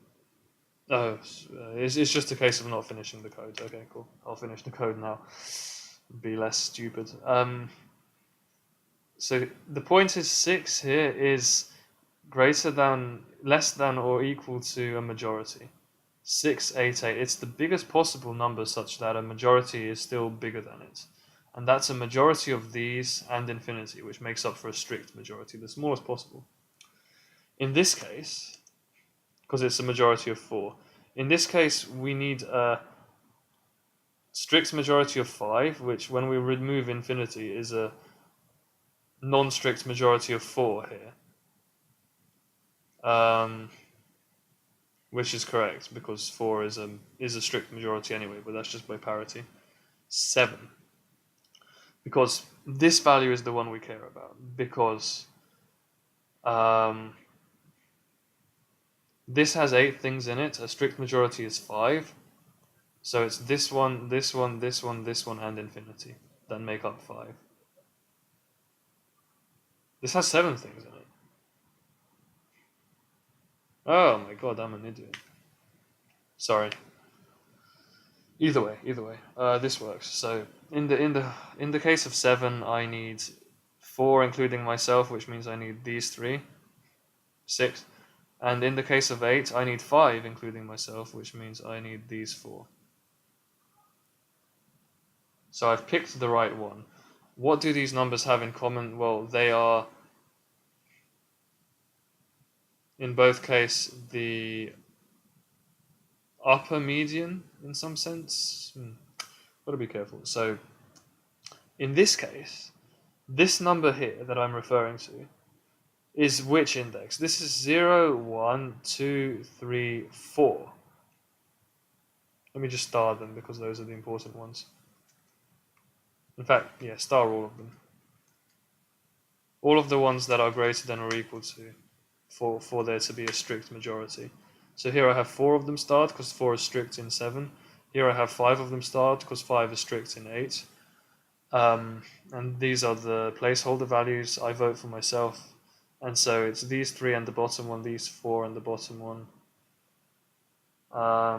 6 star, 7 star, and which array index is this? In the case of 8, it's 0, 1, 2, 3, 4, which is just n over 2.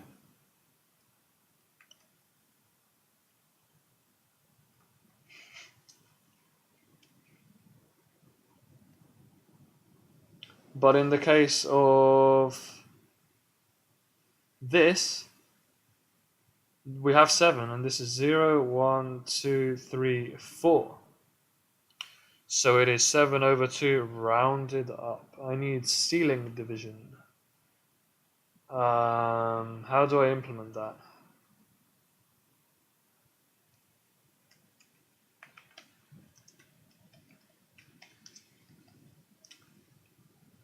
Actually, let's just go with integer division.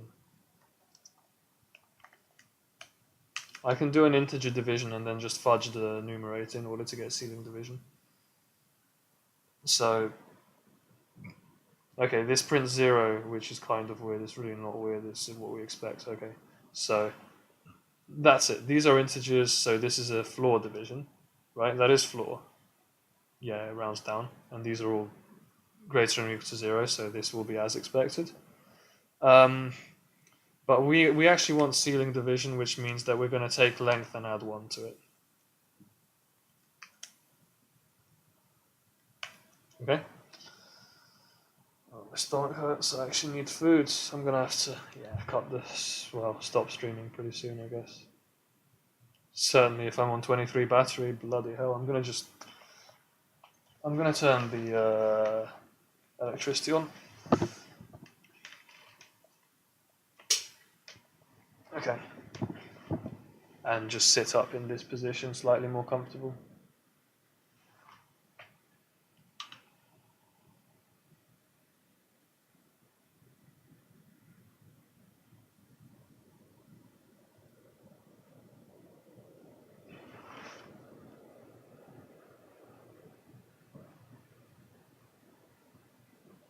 Let me just get the camera focus redone, because I've moved it quite a bit.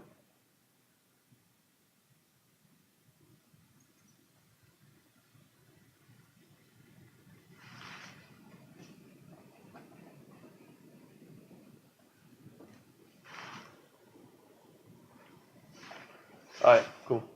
Check it. So what's going on here is I'm doing length plus 1 over 2. So this is the length 7 array. 8 plus 1 over 2 picks out position 4. 0, 1, 2, 3, 4. And wow, littering from the chavs outside. That is audacious. You just sort of shook a rug out out the window and just all this crap fell onto the pavement. Is that going to stay there? Tune in next sesh to find out. Or whatever, I don't care. And in the case of 8, 8 plus 1 is 9. Over 2 gets floor divided to 4 halves rounded down, which is 4. So we pick index 4. 0, 1, 2, 3, 4. In both cases that works. That generalizes because parity intuition when it comes to picking medians, if you've done a bit of programming, you have the experience to know that that generalizes.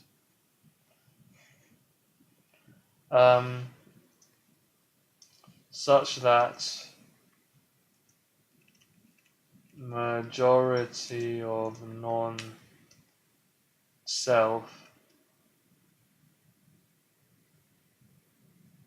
Do you know what? Even explaining this in comments is complicated. I'm gonna have to think of a way of clarifying this so that I don't forget what it is that I actually did. But basically, max commit is the biggest possible number. So I'm going to do the actual for loop that was supposed to happen here. And don't forget, we said that because we have the exact range in which condition A holds. Condition A being, what I've been working on now, which is that the majority of sorted match index values is greater than or equal to this one, which holds for every number up to and including. I shouldn't have deleted, sorry. Let me just, this is so helpful for intuition, I'm just going to leave it there. Okay, this is what I'm saying. So condition A, which is the one I'm just dealing with, is that we have these numbers, and I have managed to pick this number, which is the index, it's the value of max commit that is such that that value and all the ones greater than or equal to it form a strict majority overall for the entire list, bearing in mind we have a couple of infinities, positive infinities. The whole point is I need, part of the condition for setting commit index is that this strict majority of match indices have to be greater than or equal to our putative commit index.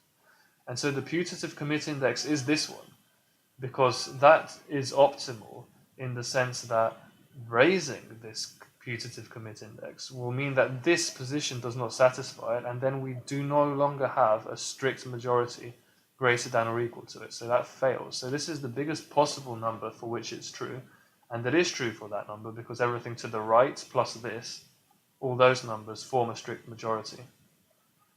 But it's also true for any number less than this. So this is the maximum for which it is true that a strict majority of this array is greater than or equal to it. That's the point. The minimum, that means that everything, the exact range of possible commit indices that satisfy this are that number and all the numbers below it, but also commit index has to be strictly greater than the current commit index, the new commit index, strictly greater than the current one. So we have a lower bound as well.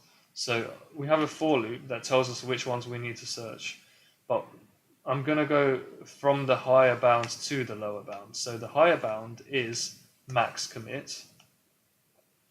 The lower bound is commit index plus 1, but I have it strict inequality here, so I'm going to leave it as strictly greater than commit index, which is rf.commit index.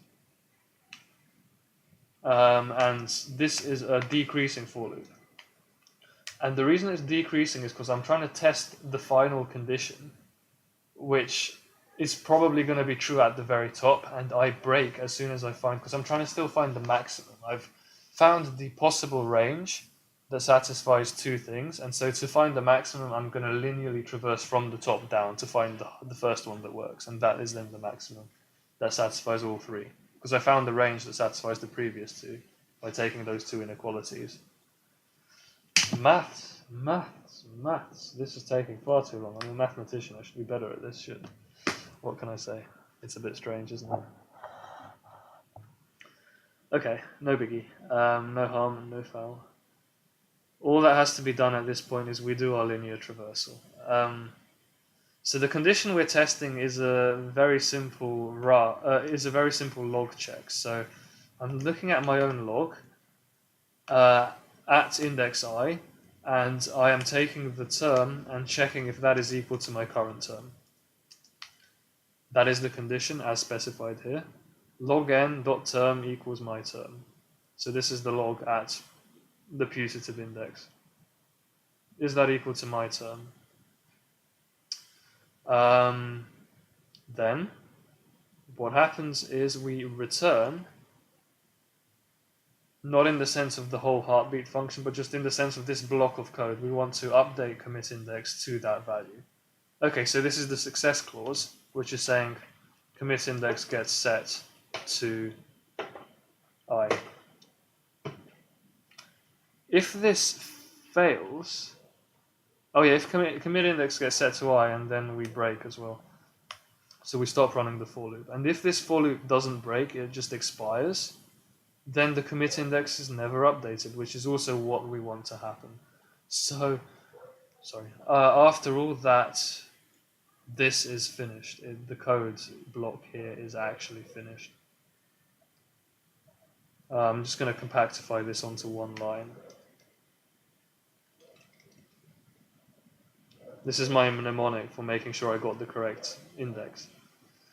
And then we unlock, and that's it. Oh, wow, it's finished. So I'm going to delete the rest of this because I decided against it. I changed my mind for how I'm going to implement this search algorithm. It's an algorithm that literally just searches for a maximum. You know, we do a lock and unlock to be able to access the data. We take a copy of the match indices, we sort it, and set one of them to a specific zero value to clear it out of the way, and then sort it. So that's now at the left-hand side of the sorted match indices, which is otherwise just match index sorted, except we've taken the me value, the value that corresponds to my own match index, which is wrong because I don't update my own match index while I'm leader.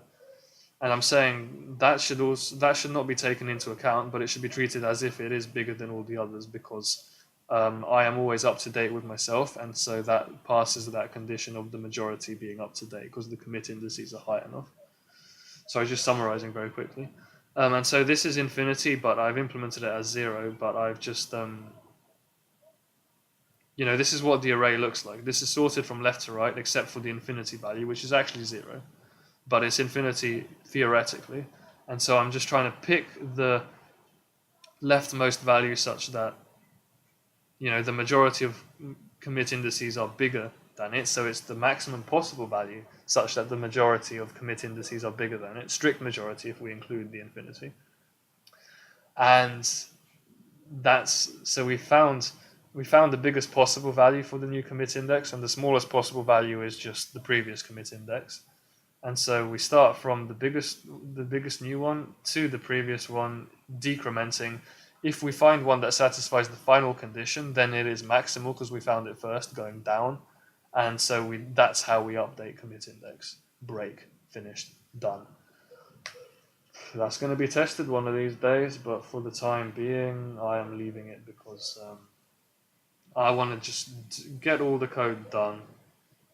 And then I will be doing mad testing. But for the time being, that's finished. Oh my god. Okay, I'm going to breeze through the rest of the code. Just so that this doesn't take too long. I said that the way that the follower handles the commit phase is easy. So I'm actually just going to put in a comment now saying that's what I'm about to start working on. Commits phase follower, because I've done leader. So I'm just going to put that in my chat as a kind of bookmark. So when I come up to dividing up the VODs, commit phase, follower, and I've done the leader. And the follower is so simple. It's literally just this thing here. And it's done in append entries receiver, and we even know exactly where. It's position 3, which means it follows position 2, which is the stuff we previously did for the follower. So let's just put that in. Where does that go? It goes in the follower. No, it goes in the append entries receiver, which is this thing.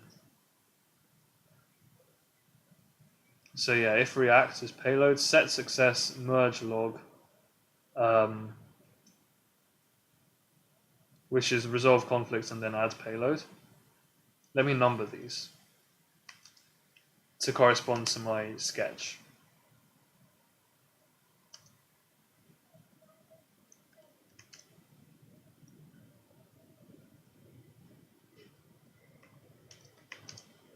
Three, update, commit index. Such a simple piece of code. This is literally it.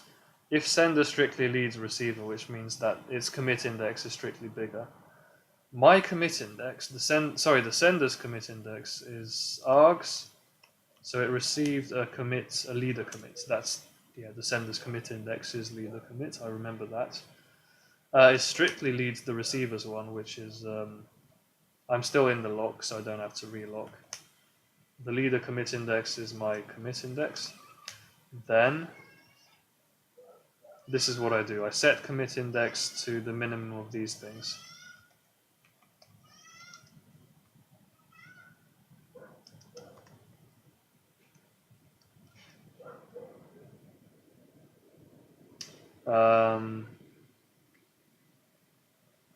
The leader commit index, as well as index of last payload entry.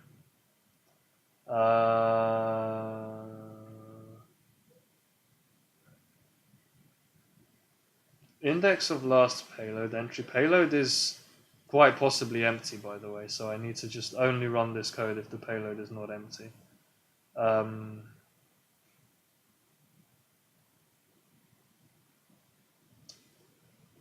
Yeah, if that condition is there, then it is only sensible for it to only be checked when there is a payload, which means commit index is updating is constrained to there being a payload, which is a bit weird. But again, I'm so suspicious of this condition being a real thing. But nonetheless, I'm just going to chuck it in there. So basically, args.entries.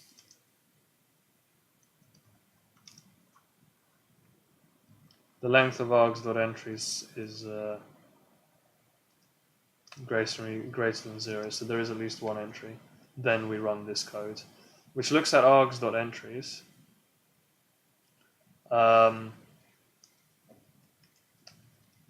It looks at the last entry, which is, I think, accessible by typing this. I'm not entirely sure. Do we still have a tour of Go up, so I can test that?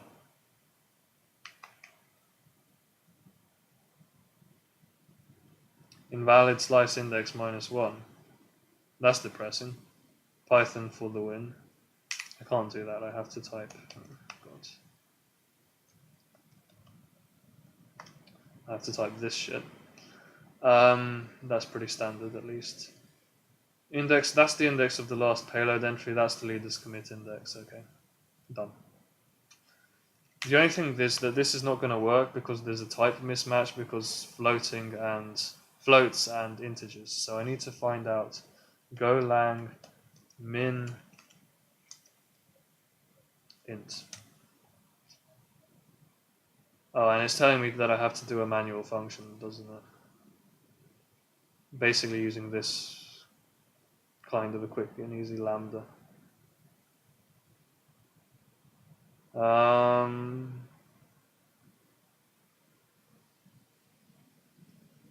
Yep. Cool. I can just do that now. I'm just going to put in a...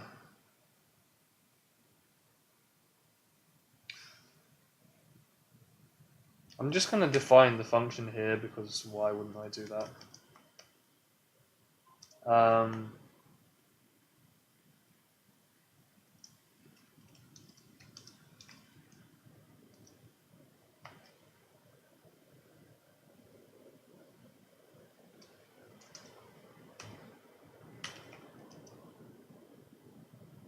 If A less than B, less than or equal to B, return A, else return B. Both of them are integers. Unexpected min expecting brackets? Sorry, what? Syntax error, unexpected min. Minint. Maybe I can't define functions there. Where's the best place to define this function? Is it supposed to just be an anonymous function? Is that the easiest way of doing it? Func literal evaluated but not used.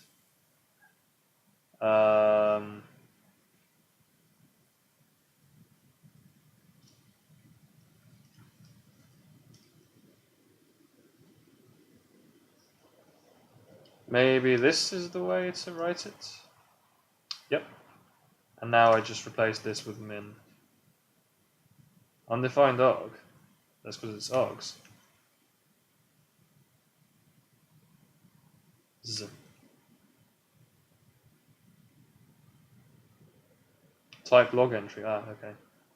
Args.entries. I'm accessing an entry to find. I'm taking the last entry, but I want the last entry's index. Do I? I want the last entry's index. Is that what it says here? Sorry, I got a bit confused.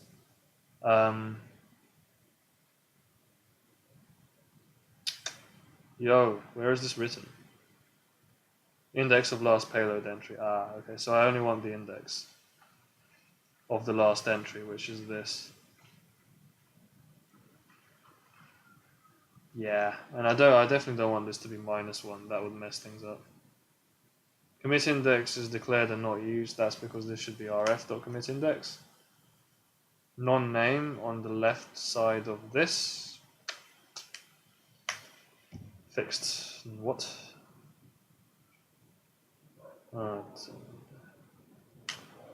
Bloody nightmare.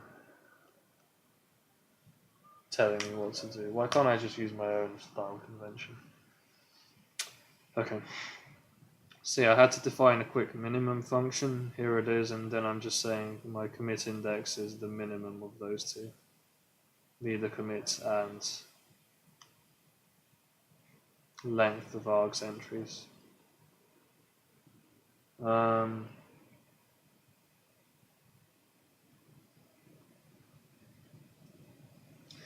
Yeah, do you know what? I might clean this code up later while I'm debugging, but for the time being, I really just want to get everything written down ASAP, and so I'm happy for this to stay as it is.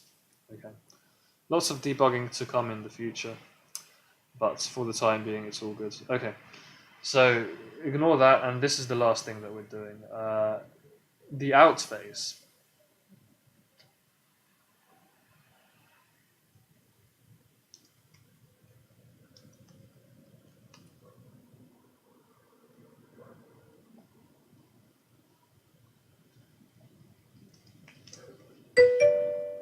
Let's go, quickfire, quickfire.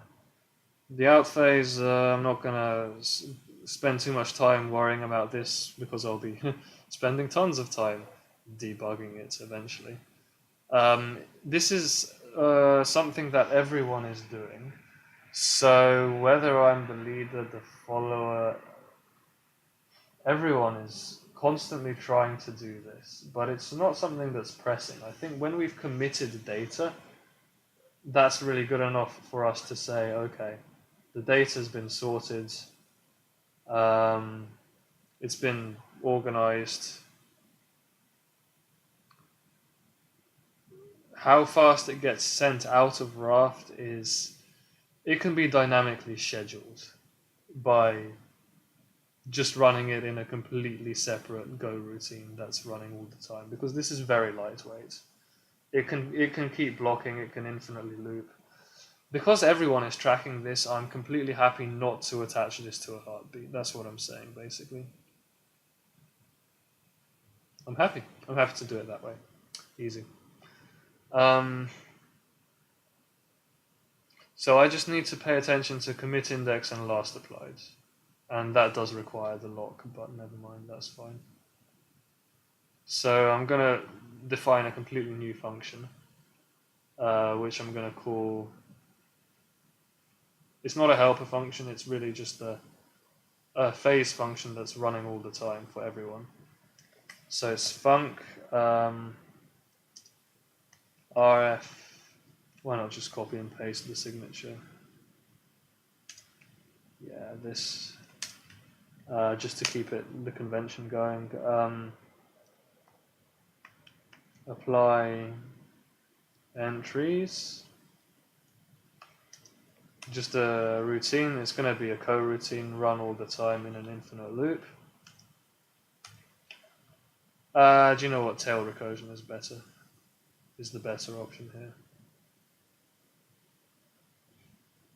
Tail recursion, but via asynchronous routine, because I don't want this to block and run an infinite loop on any thread. I want it to just do itself again whenever the scheduler feels like it finds the time for it to go. And this is it.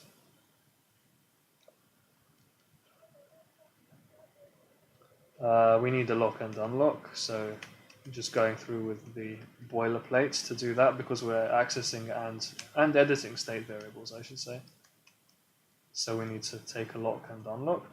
If rf.commitIndex is greater than or equal to rf.lastApplied, this is strictly greater, then we send into, this is Python notation, then we send into apply channel. Is apply channel defined anywhere? It must be defined somewhere. It's defined here. Surely.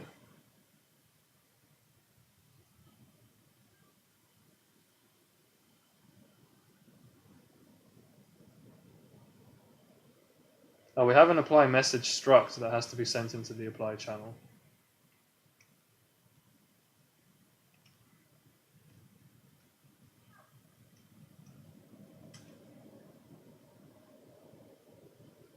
Oh, it's present in config.go.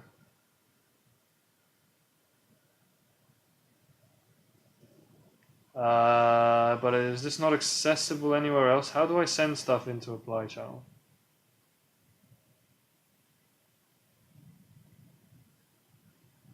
Well, we have the Raft instance which runs the make function. So just here,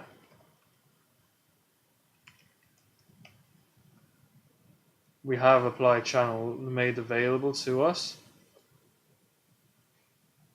And where is it linked to?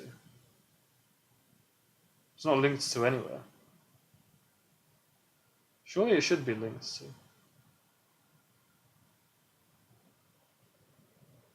Because I pass in the apply channel into the make function.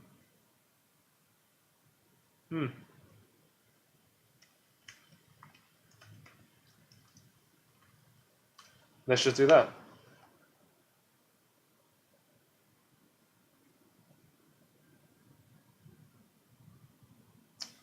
Okay, I'll also specify it in the state variables. Interesting that this hasn't been mentioned so far. I wonder if I'm not messing this up. What type is apply channel going to have? It's going to be a channel of type that I can read that out of the function signature for the make. It is a channel of apply messages. So I'm just passing a link to that into the state variables.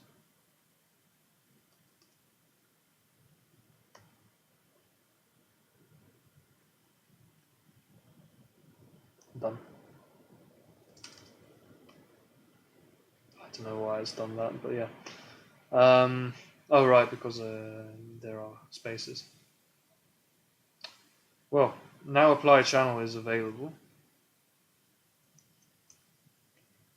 Into apply channel I send what? What am I sending into apply channel? An apply message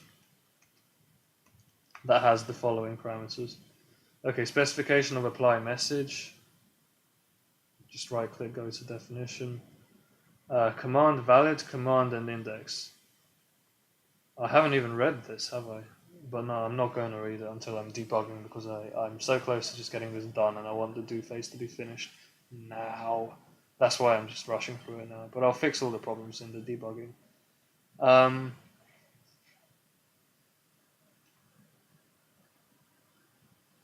Yeah, set command valid to true to indicate that the apply message contains a newly committed log entry. Always. Command valid is always going to be true. Oh, I see. Other times you want to send other messages.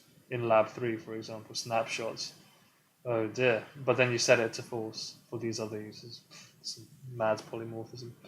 Command valid, command, and command index. Okay, so, yep. Command is going to be the actual command that I'm sending through, which is my log at entry rf.lastApplied plus 1. In fact, you know what? For simplicity, let's increment last applied immediately. And so last applied is the one I'm currently applying. So rf.log last applied, that entry, the data gets sent through as the command, and command index is rf.lastApplied itself, which has now been incremented. That's the point where I'm pulling it from. This is run constantly. This is constantly run. If possible, well, this is running in a coroutine, so we should really just be waiting for this to become true. But if we wanted to wait properly and go, we'd have to make a new channel. So I'm happy to just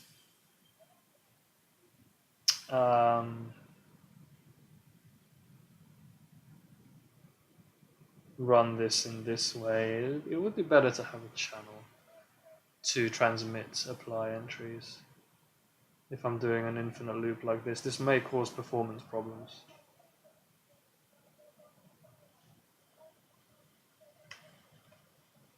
Let me just link this up. So rf.apply entries is the main function that I'm kind of running in the make code to always be trying to apply entries. So in make, so here how I run phase change to follower to initialize the service. I'm also just going to go ahead and run apply entries in a separate routine. Okay, well, I've definitely got to go now. I must leave because I'm going to be late to my meeting. Okay, weather's improved, thankfully. I haven't done this, responds to caller. Don't necessarily know how to do that yet, but because this is kind of nebulous, not really explained, I'm happy to just leave that into the debug phase, which is going to be the next thing I do. So happy you could all join me for the doing phase. The debugging is now coming up. And it's going to be mad. I don't know what's going to happen. The debugging, dear Lord. But I have to just abruptly leave because I'm going to be late otherwise to my meetup. So basically the idea is, Raft, which is part B, I've finished it now. The implementation, I'm going to be debugging in the next session. And the next session is going to be scheduled for, I'm not sure yet because chaotic planning, but I think Sunday at kind of midday is approximately when it's going to happen. 12 p.m. Is that what it says here? Sunday 12 p.m. Yeah, that's what I predicted. So basically, that is going to happen unless, again, I have domestic problems that mean I have to just randomly delay it. If that happens, fine. But for the time being, it is Sunday 12 p.m. and I will post updates as I've always been doing. I've just been trying to keep a hold of my schedule and keep whoever happens to drop by informed. But yeah, that's it. For the time being, this is the plan. Sunday, 12 p.m., I'm going to start debugging 2B, this really, really long-ass question that I've just spent all this time working on. And that's going to be session number 17. Glad you could join me. That's it. I'm going to end the stream now, post a quick update on Twitch, and then just run out of my house or I'm going to be late. Lol. Fun how that works out every time. Cool. So thanks for chilling. Thanks for all the chat that we had today. It was good. And yeah, till next time.